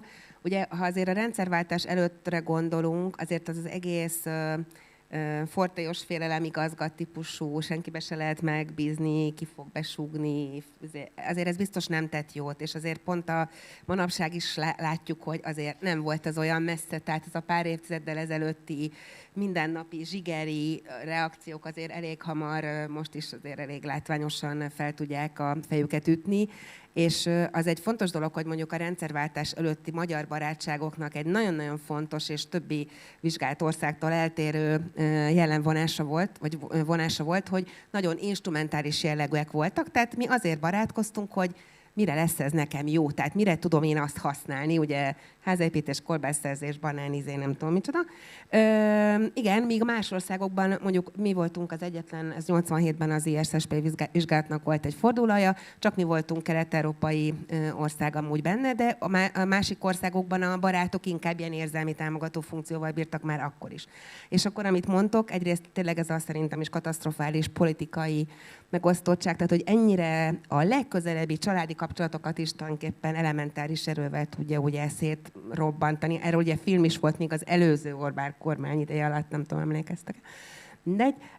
Még ugye a 90-es években az Angelus Roberték megmutatták, hogy a vagyon, hogy a rendszerváltásnak vesztese vagy-e, vagy nem vagy vesztese, ez is ugye nagyon-nagyon sok kapcsolatot szétvitt. Én amit látok, tehát ugye a fiatalok, azok mindig a legkapcsolatgazdagabb rétegei egy társadalomnak. Ugye ezt úgy is hívják, hogy a társas promiszkuitás kora a fiatalkor. Tehát ugye ezért is lehetett az, hogy a Covid-nak ezek a korlátozó intézkedései ennyire rosszul érintették a fiatalokat, mert pont az akkor, amikor tényleg mindenkinek kapcsolatot kell teremteni, és olvasunk ilyen barátságos interjúkat, hogy mikor volt a legtöbb barátod, akkor majdnem mindenki ilyeneket ír, hogy a középiskolában meg ilyesmi. Amit én még ezekhez hozzátennék egy kicsit, és persze a bizalomhiány, ami egyébként a magánnyal is tökre összefügg, mert ugye a magány az pont az alacsonyabb bizalomszinttel ugye jár együtt, tehát ilyen szempontból a társadalom integrációját is nagyon erősen veszélyezteti. Nekem a másik nagy ilyen szívfájdalmam ez a szegregáció. Tehát, hogyha belegondoltok, mennyire szegregáltan élünk. Tehát az ember mondjuk, ha például a második kerület környékén lakik, és mondjuk netalántán a Balcsi kórházba kellene neki elvillamosoznia mondjuk ugye a Blaha Lujza tértől, akkor azért lehet, hogy úgy érzi, hogy hát ő nem is ebben a városban lakik, vagy nem tudom micsoda. Vagy mondjuk ugye egy A iskolát, meg B iskolát ugye megnézzünk, akkor is simán lehet olyan érzésünk, hogy hát nem egy országból.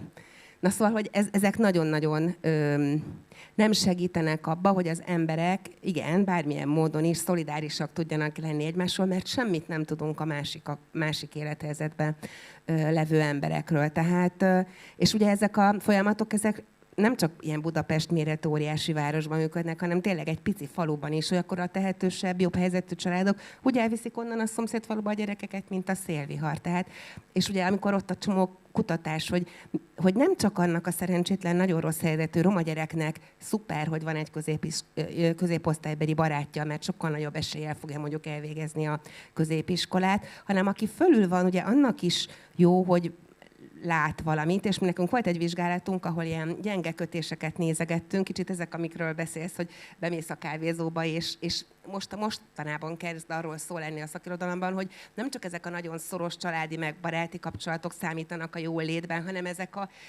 szinte a nevét se tudod megmondani, de gyenge kapcsolatok is pont a mentális egészségünknek, meg a jó érzésünknek nagyon sokat számítanak, de hogy annyira tehát polarizálódik a társadalom, csúszik szét ilyen szempontból is, és a legjobb státuszba levők, azok aztán már szinte leszakadnak, és nem is még ilyen nagyon-nagyon gyenge kapcsolataik sincsenek az alullevőkkel. Tehát ez ugye nyilván nem fogja elősegíteni semmilyen módon a tisztánlátást, és ugye ez a kulturális dolog, amit mondtál, hogy nekünk ez a jó kis panaszkultúránk, azért ez szintén nem nagyon segít szerintem sokat ebben a... Tehát ez az amerikai keep smiling, és ez azért szociálpszichológusban tudjuk, hogy ez egy jól működő dolog. Tehát én is azt gondolom, hogy ez például nem egy utolsó ötlet ezt bevetni, milyen mindennapi jó érzés szintjén is, igen. Mondd. Csak mindig azt érzem, hogy mindig elveszem tőled a lehetőséget. De a kezdésnél. Nem, mondd. Jó, bocs. Szóval, hogy én azt látom, hogy a jövővel kapcsolatban, hogy ilyen nagy, brutálisan vékony a jég, és nagyon próbálok teátrális lenni, hogy a fiataloknál az van, hogy náluk ők a legveszélyeztetettebb korcsoport, és pont azért, mert és a másik Samunak, most már ez lettél, meg én is, van egy nagyon jó cikk, vagy pont most ugye szeptemberben betiltották a telefonokat, most többen is foglalkoztak ezzel, és a Mércére írtál egy cikket, azt érdemes szerintem mindenkinek elolvasni, mert mert azáltal nyilván, hogy a közösségi médián ez a folyamatos megerősítésre van szüksége, főleg ennek a generációnak, és a késleltetett megerősítés, meg frontális labén az csak később fejlődik ki. De úgy az a rossz, hogy nekem elvileg most fejlődött ki, de egyszerűen nem tudom Még van egy késleltetni. éved, 24 vagy 25. Ja, tényleg, jó, akkor nagyon remélem, hogy egyik nap jó lesz. És az agy plastikus az élet végéig, szóval még tudod Jó, átvariálni. akkor ez Igen, ez jó. a 25-ös dolog, ez javarészt megdőlt, ha jól tudom, nem? Hogy így valamennyire igaz, de hogy még utána is plastikusak maradunk. Igen. Van remény. Szóval igen, hogy nagyon vékony a jég, mert ők a legveszélyeztetettebb korosztály, pont a közösségi média miatt, és brutális az az érzés, hogy nyilván, hogyha reggel nem várod meg azt a 30 percet, amíg megnézed a telót, akkor az a nap, vagy nem tudom, nekem az a nap már teljesen így nagyon rosszul indul, hogyha véletlen megnézem már, és tehát nagyon nagyok a veszélyek, viszont a pozitív oldala meg az, hogy annyi végtelen lehetőség van, és most már a trendek, nyilván a ruházkodásban még így is valahogy mindig el vagyunk maradva, de a többi trendben még annyira brutálisan egyből eljut minden hozzánk, és van egy ilyen toxic positivity vonal, ami most inkább pozitív értelemben az, hogy sokat sportolj, iszonyatosan sok szerintem a testmozgás, hogy jól étkezz, hogy aludj rendesen, és már tehát ezt abban látom, hogy annyira sok olyan influencer és ilyen jó értelemben vett influencer fut fel, akik sport és egészség témában tájékoztatnak. Tehát, hogy nagyon sok a lehetőség, amiért konkrétan csak így ennyire kell nyúlni, és nem úgy, mint régen, hogy semmi nem jutott el hozzánk, és hogy mi történik a nagy nyugaton, hanem most már mindent tudunk. De hogy igen, ez a kérdés, hogy azzal a média tudatossági, nem tudom, skillsettel, vagy bázissal, amink most van, azzal nagyon nehéz úgy egyensúlyozni, hogy inkább így a jó felé dőljünk. Tehát, hogy ez lesz a feladata, vagy nem tudom, nekem például ez az egyik fontos feladatom, hogy az embereket arra lökjem, és valahogy ezt így most, amikor beépül az életünkbe a folyamatos online jelenlét, akkor ezt úgy szokjuk meg, és úgy sajátítsuk el, hogy ebből ne ilyen bajós árnyak legyenek inkább, hanem lehetőségek, és ez picit ilyen, nem tudom, demagóg vagy felszínes, de hogy meg kell szokni valahogy. Hát nem merek semmit mondani az Z-generáció nevébe. Én úgy tudom, hogy nyugaton általában most már, mondjuk ez 50 évvel ezelőtt nem így volt, most már a legtöbben úgy vélekednek, hogy nekik, az ő gyerekeiknek rosszabb lesz, mint amilyen nekik az életükben. És a gyerekek is azt mondják, hogy nekik rosszabb lesz, mint a szüleiknek. Szóval van egy általános pessimizmus nyugaton. Egyébként ez nem univerzális, tehát egy vietnámi vagy egy kínai gyerek az ellenkezőjét fogja valószínűleg gondolni. Nálunk van egy ilyen óriási hanyatlás élmény. Szerintem igen, ezt a cikkben egyébként kifejtettem részletesen, szerintem nagyon káros az okostelefon és az összes okos kütyű a gyerekekre. Ezeket nem tesztelték a cégek, hogy milyen a fejlődő elmének. Felnőttként sem könnyű kezelni ezeket. Én nem tudom, miért engedjük be a gyerekeinket a kaszinóba. Nincs gyerekem, úgyhogy ez ilyen... Én nem engedném be. Örülök, hogy tiltják. De hogy azt látni kell szerintem, hogy ez az egész azért, van szerintem sok ilyen diskurzus ma, főleg nyilván ebben a közegben ezek nagyon mennek, ez a kiégés társadalma, szorongáskora, van valami kezelhetetlen a mai világban, ami egyre jobban próbáljuk kezelni a világot, és egyre kezelhetetlenebbé válik. Tehát van valami rossz közérzetünk, van valami a modern társadalomban, ami nem elégítik az igényeket, ami szenvedést okoz, és szerintem ez már ez nem egy mai jelenség, szerintem ezt a szociológusok már több száz éve kapargatják, a Marx az elidegenedéssel, a Durkheim a anómiával, igen, elvarástalanodás, egy csomó ilyen fogalmat bedobtak, ami valami ilyesmit ír le, és ez eldologiasodás, egy kicsit így össze-vissza beszélek, de hogy... Én még tudom követni, úgyhogy szerintem mindenki más igen, is. hogy ezen nagyon, tehát ez tényleg nehéz, mert ez már egy nagyon absztrakt szinten van, tudjuk, hogy rossz, és ezzel tényleg valamit csinálni kéne, de ez aztán tényleg nehéz, mert ez még olyan szinten sem kezelt, hogy na, akkor építsünk olyan városokat, amiknek jobb a zöld részük, mert ezek végül is olyan kérdések, mint hogy a modern munkahelyek egyébként értelmesekkel kielégítik az igényünket az értelmes életre. Ez is, hogy az emberek nem így dolgoztak, mint ma a történelem során. Az, hogy elment valaki vadászni, az nem olyan, hogy ma beül és Excel táblákat színez egy multinál, hogy aztán valami, nem tudom, német tulajdonos aztán profitot realizáljon ebből az egészből. Tehát elég horrorisztikus munkákat végzünk, az emberek nem szeretik, ettől rosszul érzik magukat. Nyilván de a modern munka szerkezetében van ez egy kicsit beágyazva, amit nagyon nehéz felborítani, mert ez kicsit része a kapitalizmusnak. És nem akarok, ez a nehéz, hogyha ennyire az egész rendszert kritizálod, akkor igazából azt kell mondani, hogy valami teljesen más rendszert kéne csinálnunk. És hát szerintem azt kéne csinálnunk, csak a fantáziák nincsen hozzá valahogy. De ez egy nagyon absztrakt szint, és valahogy akkor próbáljuk lejjebb menni. Térjünk vissza a magányra. Térjünk vissza a magányra. Én közelítek az utolsó kérdéshez hozzátok, és aztán a közönség kérdései következnek. Szeretnék aláhúzni valamit, amit mondtál, Seres Samu. A közösségi médiával kapcsolatban, ugye mind bele vagyunk hűlve a közösségi médiába, ez így lett dizájnolva, nem tudunk mit tenni ellene. Te azt mondtad, hogy a napod első fél órájában igyekszel nem használni közösségi médiát, vagy gondolom nem is nagyon nyúlsz a telefonodhoz ideális esetben. Próbálsz nem annyira nyúlni, hogyha egy jó napod van. Ezt én is kipróbáltam, már kb. Fél éve nyomom, vagy lehet, hogy még több, hogy a napom első lehetőleg egy órájában nem használom a telefonom egyáltalán, és egészen elképesztő, hogy tök más pályára rakja rá aztán a napomat, ez a szuper apró változtatás. Van még szerintetek olyan apró tipp, ami segíthet az elmagányosodásnak a csökkentésében, amit haza tud vinni a közönségnek az a tagja, aki most nagyon küzd az elmagányosodással. Ez nem muszáj, hogy a szakmátokba vágjon, lehet valami személyes tapasztalat is. Vagy egy nagyon hülye kérdést tettem fel. Hát én nem, lehet, hogy most nem pont erre válaszolok, de én mondjuk egy naíva vagyok, de én nagyon szeretnék abba hinni, hogy kifogunk valamit erre, és talán ezt hogy kell kezelni. Tehát, hogy az biztos, hogy ez így nem jó. Azért nekem volt mondjuk, tehát most nekem 20 évesek a legfiatalabb 3 gyerek a családban, és mi azért próbáltuk, mondjuk volt kosártelefonnak, akkor ugye WC-re mindenki elment, aztán már hosszú órákra. Tehát, hogy nagyon nehéz elvenni, az a lényeg, hogy hiába vagy te egy tudatos értelmiségi anyuka, ugye az egész kontextus olyan, és ugye itt mindig a digital divide, ugye, hogy a digitális egyenlőtlenségek hogyan alakulnak, azért az most már elég régóta teljesen egyértelmű, hogy nem a hozzáférés, hanem a használat, meg a minősége, meg nem tudom.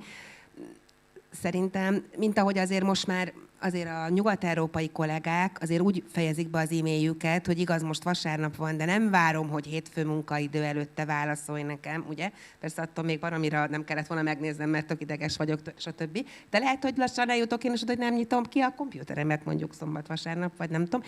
És egyszerűen ugye, amiket mondanak, hogy közös étkezés, rakjuk el a telefonunkat, ha elmegyünk a barátainkkal, még az asztalról is rakjuk el a telefonunkat, mert az, hogy a készülék ott van, attól már a beszélgetésnek a mélysége, a témái megváltoznak. Szóval, hogy ezeket a praktikákat előbb-utóbb talán majd szélesebb körbe is, valószínűleg föntről lecsorognak. Szóval én is azt gondolom, hogy ez már egy olyan állapot, ami ellen valószínűleg védekeznünk kell. Na most nem gondolom, hogy úgy kéne védekeznünk, hogy jól begyűjtjük az összes telefont a suliba, hanem egy sokkal kritikusabb és valami, de viszont egy iszonyú addiktív dolog, tehát én is látom a saját, most már fiatal felnőtt gyerekeinken, hogy hát igen, de hogy én azért bízok abba, hogy valamit át fog fordulni, mert hogy ez így nem nagyon vezet jóra, viszont azért egy jó kirándulás, egy jó beszélgetés, egy jó azért el tudja ezt a dolgot felettetni, meg háttérbe tudja szorítani.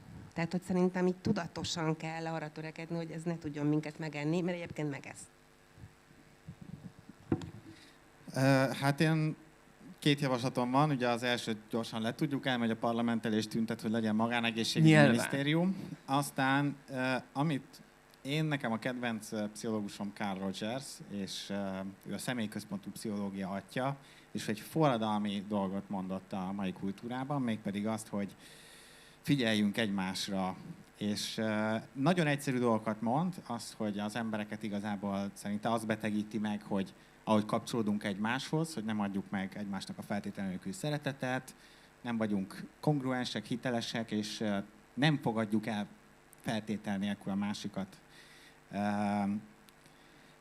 És azt mondja, hogy ha ezeket az alapvető tényezőket megadjuk, akkor az iszonyat gyógyító, és a figyelem szerintem azért nagyon egyszerűnek tűnik, amit mond, de nagyon nagy mélysége van, hogy a figyelemre egy csomószor úgy tekintünk, mint valami, ami egy ilyen passzív dolog, mint az emésztés vagy a pislogás. De nem az. A figyelem egy nagyon durva, aktív készség, amit gyakorolni kell, és nagyon nehéz.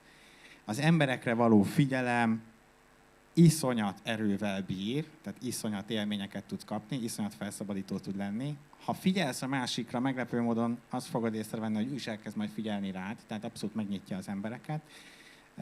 Ezt encounter élménynek írta le a Rogers, de szerintem ez biztos nektek is volt ilyen találkozási élményetek az életetekben. Ez egy ilyen figyelemcsatorna két ember között. És szerintem ez nagyon izgalmas, mert hogy egy csomószor, nem tudom, észreveszitek-e, hogy beszélgettek valakivel, és igazából azon gondolkoztok, hogy ti milyen frappáns dolgot fogtok válaszolni, akkor nem figyeltek valójában. Azon gondolkoztak, hogy este mit fogtok csinálni, amikor hazaértetek, akkor nem figyeltek valójában. Ha azon gondolkoztak, hogy mit fogsz mondani holnap a munkahelyeden, akkor sem figyelsz. Szóval egy csomó ilyen dolog pörög a fejünkbe, és ez nagyon nehéz. Ez kicsit ilyen, mint egy ilyen meditáció, interpersonális meditáció, kicsit olyasmi, hogy nem a random felmerülő érzelmekre gondolatot megpróbálod címkézni, nem odafigyelni, és csak egy dologra figyelni, a másikra. És ezt az aktív figyelemnek a gyakorlását, és ezeknek az encounter élményeknek a növelését az életedben. Szerintem neked is gyógyító nagyon, meg a másiknak is, és tényleg az az érdekes, nekem tényleg az a tapasztalatom, hogy nem szükséges, hogy a másik ember az elején befogadó vagy érdeklődő legyen irántad. Ha te így elkezdesz figyelni, felteszel pár kérdést, pillanatok alatt meg fog nyílni neked az ember, és egy idő után ő is kérdezni fog irántad, őt is érdekelni fogod. Szóval szerintem a Rogers-i út nagyon jó, és Martin Buber, egy interpersonális pszichológus írt egy Én és Te című könyvet Rogers előtt, és az is nagyon szép, az nyilván egy filozófiai mű, ami azt mondja, hogy nagyon dologiasodott a világhoz való viszonyunk, ilyen én-az viszonyokban vagyunk, ő ezt így hívja, tehát dolgoknak tekintjük az embereket is, és nagyon ilyen produktivitás, meg ilyen eszköz viszonyban vagyunk mindennel, de hogy néha-néha van egy ilyen én-te viszony, és hogy igazából ott jelenik meg igazán a jelenés az élet. És egy idézetet írtam, úgyhogy ezt el fogom mondani. Jaj, de jó. Ezt Martin Buber írja. A te által leszek énné, és hogy énné leszek, mondom te. Minden valóságos élet, találkozás. Lehet, hogy ez is olyan gejnek tűnik, de szerintem nagyon igaz, és én ezt tudom javasolni mindenkinek, hogy a figyelem művészetét gyakorolja, és próbálja ezeket az encounter élményeket keresni az emberekkel. Szerintem ezek a legkielégítőbbek, és én kutatásokban is úgy értelmezem, hogy a tapasztalati boldogság szintet is ezért növeli az, ha minél többet vagy olyan emberek társaságában, akivel egyébként intim viszonyban van, mert annál több ilyen encounter élményt élsz meg, amit egyébként máshol nem. Nekem a legegyszerűbb jutott eszembe, de hogy nekem az nagyon sokat segített, mert egész nap közösségi médián vagyok, tehát evés közben, mindenhol, vagy podcast, vagy sorozat, vagy minden, de hogy a sport, evés, alvás, triumvirátus, amiből mindig nyilván kiesik valami, de hogy az az alapvető, vagy nekem azóta így abszolút halmozottan sokkal jobb az életem, de hogyha ilyen apró dolgokat keresünk, akkor az, hogy alvás előtt ez a reggel és alvás előtt is fél órával offateló, és olvas. Tehát, hogy azóta, mióta, nem tudom, pár éve ezt elkezdtem, hogy mindig olvasok lefekvés előtt, újra minden nap álmodok. Nem tudom, hogy ezzel ki hogy van, de az is sokkal jobb, mert különben nem tudok aludni. És megpróbálok ilyen teljes inger detoxban lenni, mert egész nap pörög a hülyeség, de hogyha lefekvés előtt még nem is kell könyv, de hogy így rájövök, hogy azt tudok gondolkozni, és csak random asszociálni mindenre, és mindenkire, és picit csak, tehát hogy szerintem az egy-egy apró szokás bevezetésével jön a többi. Ha már szerintem csak ennyit visztek el ma, ez a reggel 30 perc, este 30 perc, szerintem az is már sokkal több, mint ami nem mind, amit el lehet várni, de hogy nem tudom, én soha nem szoktam hazavinni beszélgetésekből semmit, vagy mindig azt hiszem aztán, amikor hazérek, már mindent elfelejtek. De Rogers, igen, Rogers nagyon jó. Milyen szép záró volt. Hát akkor nyissunk a közönség felé, és bárki, aki kérdezni szeretne, az kérlek dobja fel a kezét, és egy kolléga fog neki mikrofont nyomni a kezébe, hogyha ez igaz. Hogyha ez pedig nem igaz, mert az előző alkalom óta változott, akkor én odaadom a mikrofonom. Kedves kollégák, hátul segítetek, van még mikrofonunk. Adjam oda én, megbeszéltük. Jól láttam, hogy a te kezed villant fel legelőször? Odaadom a mikrofont, és kérdezz tőlük bátran. Leülnék, mert nagyon kellemetlenül érzem magam ám. Sziasztok! Nekem ilyen 2 rövidebb kérdésem lenne egyrészt ezzel az Encounter élménnyel, hogy nekem a saját megélésem most már többször is az, igaz, hogy ugyanazokban a társaságokban, hogy ülök egy társaságban 1,5-2 órát, beszélgetünk, tök jót, és felém, annak ellenére, hogy én mondjuk sokat kérdezek, soha nem tesznek fel kérdést. És hogy ez vajon mi lehet ennek az oka? Nekem kéne valamit változtatnom, vagy rossz helyen ülök? Ez az egyik. A másik pedig az inkább ez, hogy ki mit gondol barátnak, hogy inkább úgy mondanám, hogy én hogy tudom azon felülemelkedni, hogy nekem van egy elvárásom a másik felé egy kapcsolattal, ő ezt nem teljesít, én csalódottságérzésem vagyok, és hogy ezt hogy lehet így, hogy mondjam, hogy lehet ezt kezelni igazából. Ezt most, bocsánat, hogy kisajátítottam a... Kérlek, őrizd meg, és aki legközelebb felnyitja a kezét. Köszi. Hát a végére, szóval az az igazság, hogy ez egy nagyon sok interjúban is előkerül egyébként, hogy ugye azért a barátságnak egy nagyon alapvető jelenvonása a szimmetrikusság. És ha úgy érzed, hogy te csak adsz, tehát mondjuk te mindig hallgatsz, viszont senkit nem érdekel az, hogy veled mi van, ugye akkor nyilván ez egy nagyon fontos dolog, ami sérül.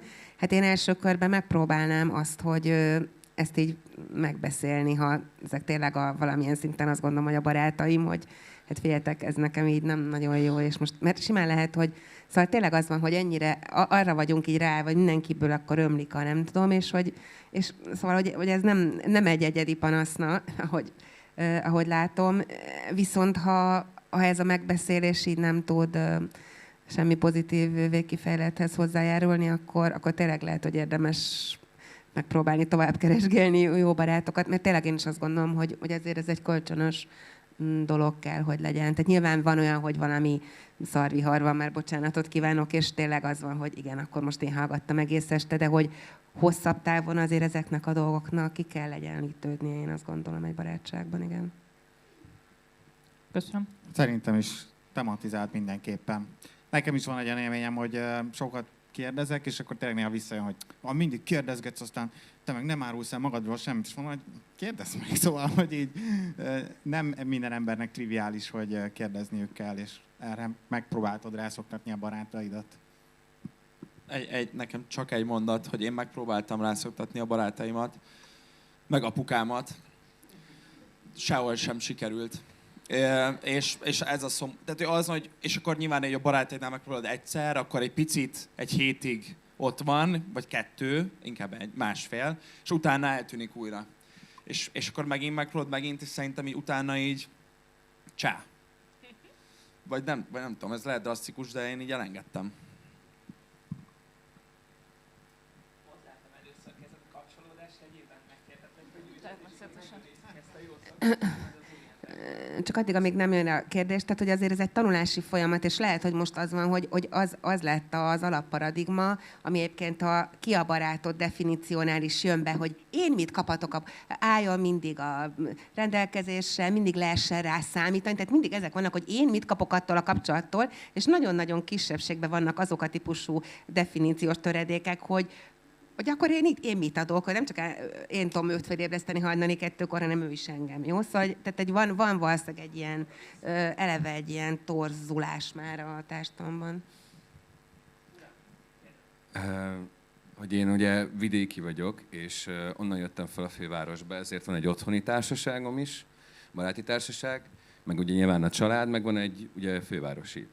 És azt vettem észre, hogy így ha úgy nézzük, elég sok, hát nem barát, hanem haverom van ilyen szempontból, és akkor közben még ott van a munka, ott van a család, és hogy azt veszem észre, hogy mivel nincs időm konkrétan úgy az egyikre se, ha azt nézem, megpróbálom beosztani ugye a munka, család, barátokat, ezt a háromszöget így, és mindig valamelyik ebből elveszik, és nyilván a munka az, ami ott van fönt, mert hát pénzt kell keresni, és nagyon nehéz ezt balanszba hozni, és nem tudom, hogy ezt hogyan kéne.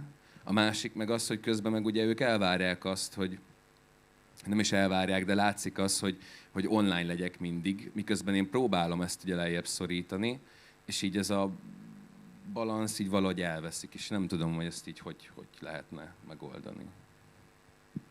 Amúgy én nagyon rosszul érzem magam, hogy most, vagy nagyon jó a kérdés, szerintem csak, hogy én miért én ülök itt, vagy amúgy csak nem kellett volna válaszolnom alapvetően, bocs, itt elrontottam. De szerintem nincs, vagy hogy szerintem így nincs balansz őszintén. Tehát valamelyik úgyis sérülni fog. És ez a kongruencia nekem ez, hogy ezt így lekommunikál odafelé, hogy bocs, de hogy most tudom, hogy régen ez volt, de most már hogy én feljöttem ide, te ott vagy, és vagy nekem csak így az őszinteség, meg a hitelesség az, ami szerintem a te lelkiismeret futásodat fogja csökkenteni, de nem vagyok szakember, és ez csak mint így bárki tudom neked mondani. Nem tudom, segít, remélem. Köszönöm. Mondjuk én azt is gondolom, hogy tényleg az van szerintem, hogy itt normál, tehát ugye ezzel az egész, mit csináljunk ezekben a helyzetekben, az ezzel kapcsolatos társadalmi normarendszer is nem is nagyon alakult még ki, és én nagyon-nagyon szeretném remélni, hogy ki fog alakulni, és valami viszonylag konstruktív irányban, és lehet, hogy ennek ugye vannak zászlós hajói, akik ezt mondjuk, például aki odaírja nekem is, hogy ne furdaljon egy kis menet, hogy vasárnapot nem tudom micsoda. Tehát, hogy ezeket így elkezdik, és ezek így legörögnek, mint egyébként egy csomó dolog a társadalomban. Tehát lehet, hogy te ennek majd akkor egy ilyen úttörője kell, hogy legyél, hogy akkor ezt kommunikálod, és én azért nagyon hiszek abban, hogy az ember tényleg, ha transzparensen elmondja, hogy most ugye ez van, és ezért én ezt és ezt, akkor azt, ha tényleg szeretnek téged, megértik. A másik, ugye én már 50 pluszosan itt ülök, az is van azért, és én mindenkinek azt javaslom, tehát nekem is voltak kisgyerekeim, sok minden van az életben, én azt szoktam javasolni, és igen, tehát amikor ott van a kisgyereked, a párod, a munkád, a nem tudom micsoda, akkor igen, tehát nem lesz mindenre időd, de legalább annyit próbálj meg, hogy megmaradjon az a kapcsolat. Hogy majd, amikor kicsit jobban rá fogsz érni, 15 év múlva, na most ezt röhögtök, de komolyan, tehát nekem például, ugye én a gimis osztálytársaimmal egy pár éve kezdtem el megint rendszeresen összejárni, itt már, akik itt Pesten vannak, azokkal itt, akik vesznek. Mert igen, nyilván azok a nagyon aktív évek, azok annyira zúzósak voltak, hogy tényleg az ember egy radaron tartja, abban nagyon sokat tud segíteni amúgy ezek a mindenféle online dolgok, és aztán a húsvért alá, tehát lehet, hogy az emberek szörnyen hangzik 30 évesen, de hogy nagyon sok ilyet tudok mondani egyébként, és olyan kapcsolatok, amik tényleg eltűntek évtizedekig a radarról, most ehhez képest tök jó, hogy legalább valamennyire, tehát nekem ez a személyes javaslatom, hogy próbáljuk meg legalább havonta, 2 havonta fölhívni, és aztán majd egyszer csak lesz idő találkozni, szóval én valami ilyesmit javasolnék. Hát nekem ebben a kérdésben az a ellenkérdésem, vagy az egészben szerintem az a durva, hogy miért kell tulajdonképpen ennyit dolgoznod? Vagy miért kell ennyit dolgoznunk?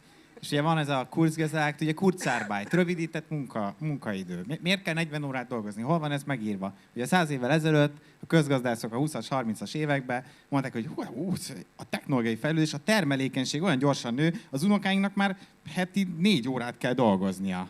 Ehhez képest mi történik? Gyakorlatilag többet dolgozunk, mint 100 éve. Szóval már nem csak munkaidőben dolgozunk, hanem azon kívül is jön a sunyi, e-maileket megnézzük munkaidő előtt is, meg munkaidő után is telefonálunk, meg ezen gondolkozunk. Szóval az egész átfolyik a munka az életünkre, miközben elméletileg folyamatosan nő a termelékenység, és egyre kevesebbet kéne dolgoznunk. Szóval szerintem az az érdekes kérdés, hogy miért történik ez, és van egy ilyen antropológusnak egy anekdótája, aki ilyen indián törzseket kutatott, hogy ott, ha elterjed mondjuk egy új technológia, nem tudom, bejön a kőbalta helyett a vasbalta, amivel 10-szer annyi földet lehet megművelni egy egységnyi idő alatt, akkor ők nem 10-szer annyit termelnek, hanem 10 annyit dolgoznak. Megtermelik ugyanazt, amit eddig, és aztán abba hagyják a munkát. És ez az érdekes, hogy... A nem növekedés paradigmája lenne, Igen, ugye? igen. A nem növekedés paradigmája, ami szintén egyébként Köves Alexandra, aki szintén az Új Örökség szerkesztője, és a nem növekedés gazdasági mozgalmának egyik apostolasszonya. apostola. Jó, igen, nem akart, nem kanakszom.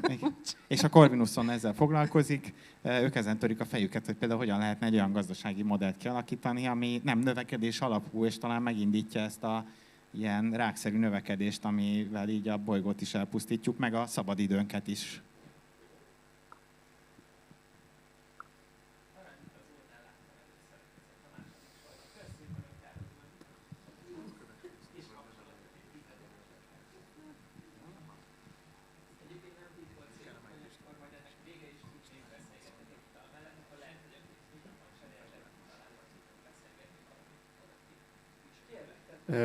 Szia! Először nem tudom, kicsit talán dumálnék én is, mert nagyon sok mindent eszembe jutottatok, amiket így gondolkoztam én is. Egyik az a közösségi médiának így a letevése. Nem tudom, valamikor volt egy ilyen cikk, nem tudom, hol olvastam, hogy van ez a dohányzásra való leszokatás, nem tudom, tudatos leszokás, vagy nem tudom, hogy a manóba hívják, amikor az van, hogy nyugodtan cigizz, amennyit szeretnél, csak közben mindig nagyon figyelj arra, hogy égeti a kátrány a torkodat, meg ezek a nagyon fájdalmas, undorító dolgok, amiket igazából így kizársz, mert hogy jaj, megnyugszok a cigitől, hogy franc tudja, sose cigiztem.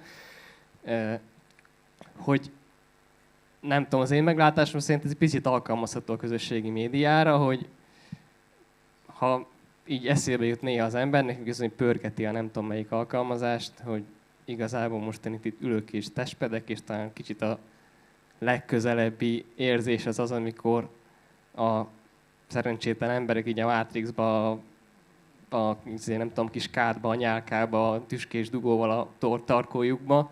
Talán egy kicsit ahhoz tudom hasonlítani, amikor nagyon odafigyelek, hogy igazából most a testemben hogy érzem magam, miközben így pörgetem ezt az egészet, miközben az agyamban meg gyakorlatilag az egész kiátlagolódik, ilyen, nem tudom, masíroznak a hangyák a képhegyen. Ja. És hogyha így ezt, nem tudom, talán ennek vagyok most itt a közepén, hogyha ezt egy elégszerű teszem be, akkor úgy igazából érzelmi szinten kevésbé vagyok motiválva arra, hogy a telefonomat nyomkodjam. Valószínűleg azért vagyok most itt, és nem a telefonom előtt. A másik, amiről szeretnélek titeket kérdezni, mert talán nem érintettétek annyira, és a videóban nekem egy nagyon fontos mozzanat volt, hogy a magányos ember tévhitei a többi emberről. Hogy hogyan tudunk figyelni és gyakorlatilag cáfolatokat találni ezekre a tévhitekre, hogy megtaláljuk a kapcsolódást a többiek felé. Én az elsőre tudok válaszolni, ilyen Feldmári, kevésbé humánus, vagy néha azt érzem, de az, hogy azért csinálod, mert így jó neked, mert így akarod csinálni, és ha majd nagyon erős lesz az, hogy ez nem jó neked, akkor abba hagyod. Tehát, hogy én nem hiszek ezekben én nem hiszek a nikotintapaszban, a nikotinrágóban, a 100 a dobozzal rárakott, de amúgy lehet, hogy statisztikailag van valamennyi, de én nem hiszek benne, hanem majd ha eléggé akarod, akkor abba hagyod. Szerintem, ha elég erős lesz a diszkomfort, akkor csökkentesz, vagy még szarabbul leszel, és akkor majd azért csökkentesz rajta. Szóval ez szerintem erre nincs univerzális válasz. Én így abban hiszek, hogy az egyénnek kell erősnek lennie, és nyilván a tartalomgyártói vonalból, meg most a beállított, ez is egy büdös nagy hazugság, bár bocsánat, de ez a beállított képernyőidő mindenki leokézza és megy tovább. Szóval ezek a beépített fékek a rendszerben soha senkinek nem működtek még, tisztelet a kivételnek. Szóval valószínűleg nem erre a válaszra számítottál, de én ezt tudom neked adni.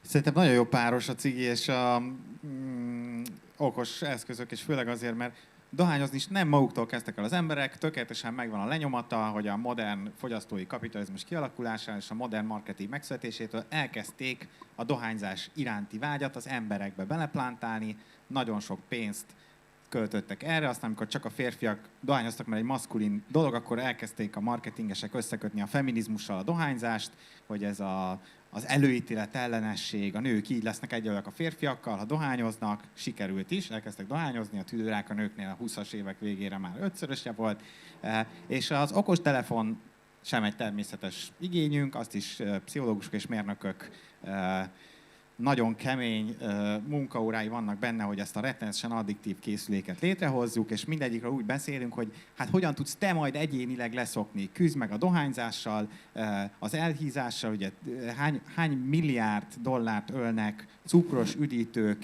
és McDonald's, meg nem tudom mi reklámozásával. Láttam ilyen statisztikákat, hogy a nem tudom, amerikai ilyen egészségügyi hivatalnak a marketing büdzséje az egészséges étkezés, tudom, $2 millió, és akkor McDonald's költ ugyanabban az évben $10 milliárd arra, hogy reklámozza nektek azt, hogy érezzétek a boldogság élményét, amikor egy hamburger felvillan. Szóval az van, hogy van egy csomó ilyen népegészségügyi probléma, telefonfüggőek vagyunk, magányosak vagyunk, dohányzunk, egészségtelenül táplálkozunk, mindennek egyébként társadalmi okai vannak, például az, hogy reklámozzák nekünk ezeket a tevékenységeket, majd azt mondják, hogy hát ez nem tesz jót neked, úgyhogy vegyed meg a lefogyasztó termékeket, meg meditáld ki magad, meg screen time, szóval, hogy így én azt mondom, és ebben senki nem ért velem egyet, de ha egy technológiát kipróbáltunk, és inkább rossz, mint jó, akkor akár ki is lehet vezetni a társadalomból, ahogy a dohányzás kapcsán most erről beszélgetünk, hogy egyes országokban már az van, hogy akkor vezessük ki, ne lehessen kapni egy idő után. Hát mi történik? Semmi nem történik. Egy idő után felnő egy generáció, ami azt se tudja, mi a dohányzás, és egyáltalán nem fogja érdekelni, hogy nem dohányzik, azt se fogja tudni, hogy mi az. És a videóban ez a negatív gondolatok, szóval az a rész az fontos, hogy azért, amit ott bemutatott, az nem a magány okozta negatív gondolatok, hanem az általános kognitív torzítások, amik minden ember gondolkodásában benne vannak. Mondjuk folyamatosan információ hiányos állapotban értelmezzük a társas világot is, ott vagyunk egy koktélpartin, ott van szembe egy ismerősünk, vagy egy idegen ember, és akkor elnéz, amikor oda nézünk, és azt mondja, hogy biztosan azért nézett el, mert utál. Van bármi bizonyítékunk erre? Nincs. Utál? Valószínűleg nem, valószínűleg azon szorong, hogy mi miért nézünk rá. Szóval, hogy mindenki azon szorong, hogy a másik hogyan nem szereti. Ez sajnos egy ilyen emberi kondíció részben, és igen, tudnak ezek a kognitív torzítások olyan torlódást csinálni, ami mondjuk ilyen depresszív élményekhez vezethet. De hogy fontos, hogy ez, amit mutatott a videó, ez nem a magányos embereknek a saját, hanem kicsit mindannyiunk gondolkodásában lévő torzítások. Valóban azt mondta a film, hogy aki magányos, az még sokkal negatívabban értelmezi ezeket tehát a dobozai, amiket a sztereotípiáival használ, azok ilyen rondábbak, tehát...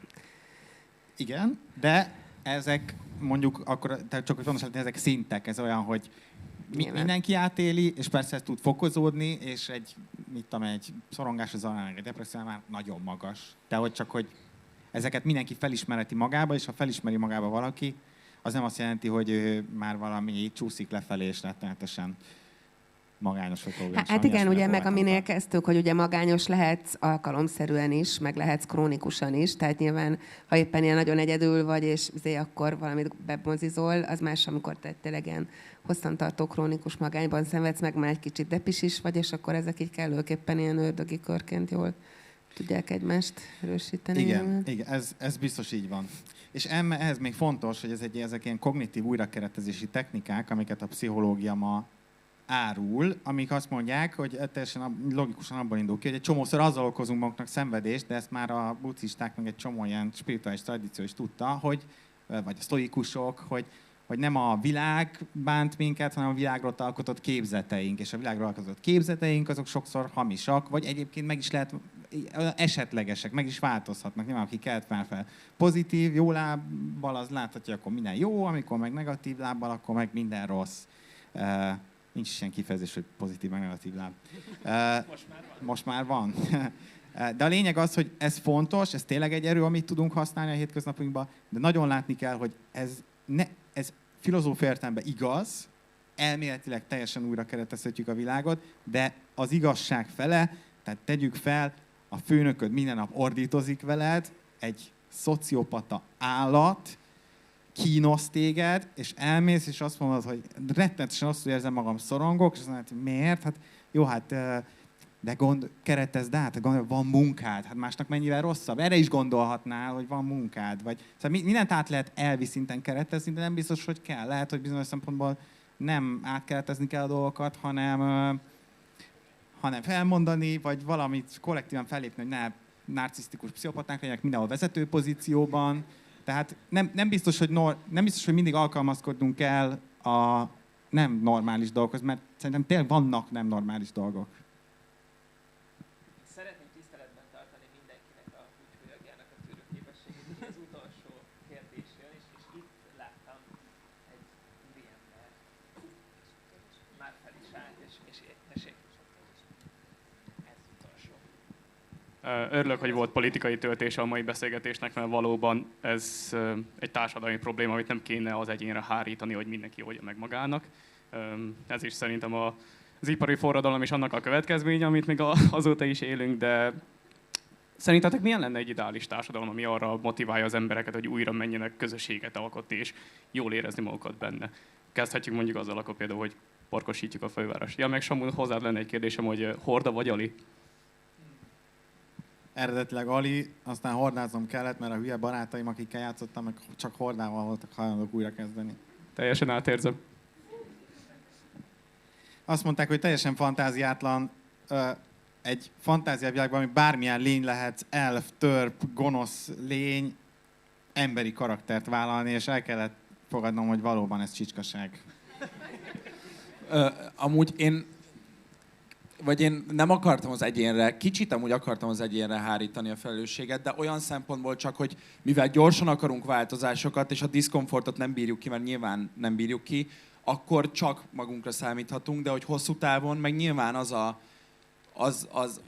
az ideális, hogyha olyan közösségekhez csatlakozunk, legyen ez egyetemi, szakkollégiumi, politikai, bármilyen, és ez is az, hogy ez is már ilyen pejoratív a politikai, mert valójában minden politika körülöttünk, és szerintem nagyon sok olyan hely van, ahova be lehet tagozódni, ahol konkrétan, effektíve elérhetjük azt, hogy többet magunkkal kimenjünk tüntetni, és ez tök jó, hogy a tüntetés, mert hogy így hallassuk a hangunkat. De hogy rövid távon, igen, az egyén felelőssége, és azért ne vegyük ki, én meg, vagy tudom, hogy nem csúszunk át ebbe, de én meg nem akarom elvenni az egyén felelősségét, mert azért bízom abban, hogy egy ember lehet ahhoz elég erős, hogy én most lerakom a telefonomat. Ha nem, akkor meg...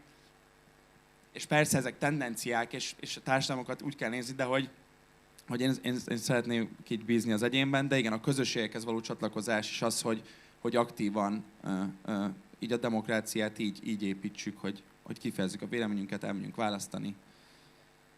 X. Hát, ha úgy mondhatok ideális társadalmat, hogy bármit kitalálhatok, szerintem a terek tök fontosak. Én vagyok a Genie, aki nem csinál semmi gonoszságot a kívánságodra.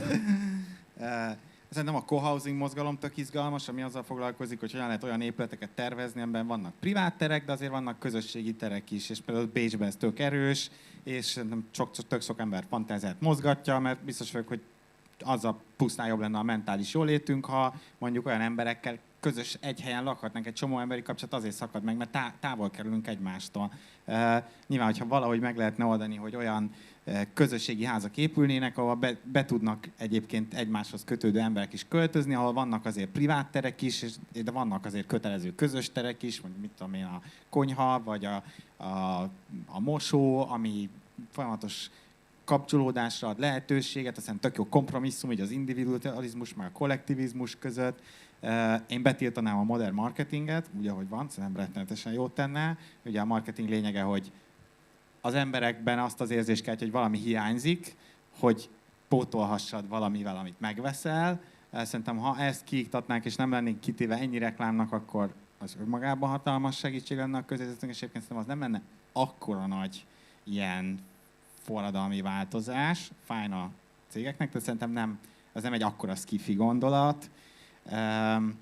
És én valamit mindenképpen próbálnék a modern munkával kezdeni, mert tényleg azt látom, hogy azért az egy annyira egyszerű ok, hogy az emberek 80%-a nem szereti, amit csinál, és az életünk nagy részét munkába töltjük. Ez így nem jó, és nem azt mondom, hogy semmit tevés, mert mert szerintem én is előbb-utóbb akarnék valami értelmes tevékenységet, de hogy értelmes tevékenység, ami nem ugyanaz, mint a munka, hogy ez többhöz legyünk lehetőségünk, és szerintem elég gazdag ma a világ, pláne a nyugati világ, ahhoz, hogy ha talán okosabban osztanánk el az erőforrásokat, akkor nem kellene mindenkinek folyton dolgoznia. Nyilván ez megint beágyazódik egy ilyen produktivitási kultúrába, meg egy csomó ilyen tényezőbe, és nehéz kivenni belőle, hogy na, akkor hogyan csináljuk azt, hogy kevesebbet dolgozzunk, vagy más milyen dolgokat csináljunk, de szerintem az tök fontos lenne.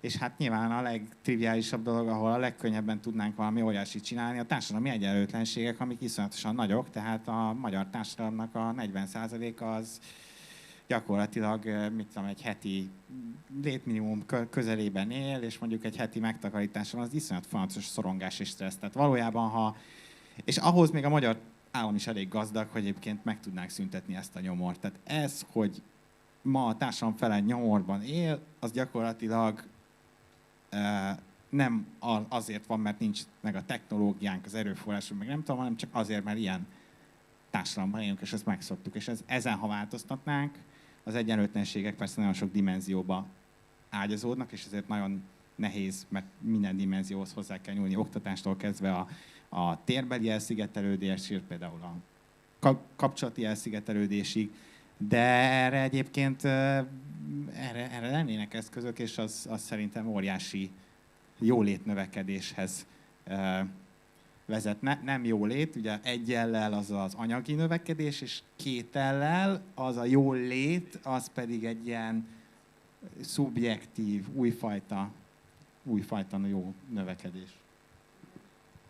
Hát akkor még egy kicsit így még beljebb menjünk, ugye, hogy tehát mik azok a közösségek, amikhez csatlakozunk, és szerintem azért azon is érdemes gondolkodni, hogy a családunk, tehát azok a közösségek, amik már kvázi adottak is, vagy az életünk bizonyos pontjai már voltunk bennük, hogy ezeket így megőrizni, megtartani valahogy. Tehát nagyon sok interjú tényleg ez, hogy öreg nénik szedik össze a 30-40-50 éve ejtett kapcsolataikat, meg ilyenek, hogy esetleg ne ejtsük el őket, vagy hogy szóval, hogy nagyon sok olyan kapcsolatunk van, amik azért lehetnének élők, meg jók, meg pozitívak, és mondjuk persze ennek az ellenkezője is igaz, hogy ami meg tényleg, ugye azt mondják, hogy egy negatív kapcsolat is le tudja szinte nullázni a nem tudom hány pozitívat, szóval, hogy erre is azért vigyázni kell, hogy nem minden kapcsolat pozitív, de hogy az egy tényleg szerintem egy nagyon fontos attitűd, és én azért szeretek erről beszélni, hogy igen, hogy ez egy fontos dolog, hogy kapcsolatok, hogy ettől jól vagyunk, ez szükséges nekünk,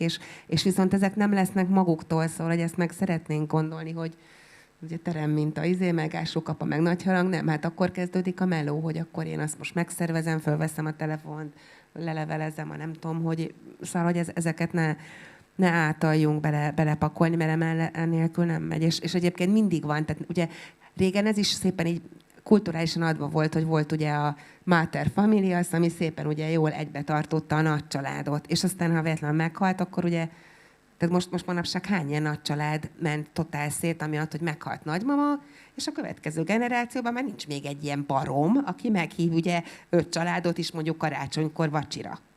Most ez rosszul hangzik, de ugye azért valószínűleg tudja mindenki, hogy miről beszélek. Hogy legyünk azok a barmok. Na, ezt javaslom, így zárszónak. Szeretnék kérni egy nagy tapsot ennek a 3 tök fiatalnak.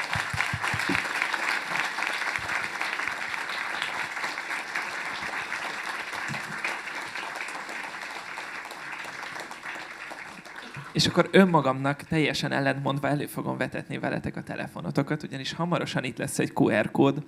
A december 17-i következő ilyen estét és eseményt promózva. Ez a QR kód egyébként, hogyha nem akartok most telefonnyomkodni, de nyomkodjatok, de ha nem akartok, akkor a Facebookon már megtalálható, már live, és az AI-ról fogunk beszélgetni, és az Early Bird jegyekre le is csaphattok. Nagyon szépen köszi, hogy itt voltatok, és hogyha van még kedvetek, itt a tökéletes alkalom, hogy még kapcsolódjatok egymással, és dumáljatok itt, a bárban, vagy ahol kényelmes. Kösz, hogy itt voltatok, és nektek pedig hálásan köszi szintén. Szép estét!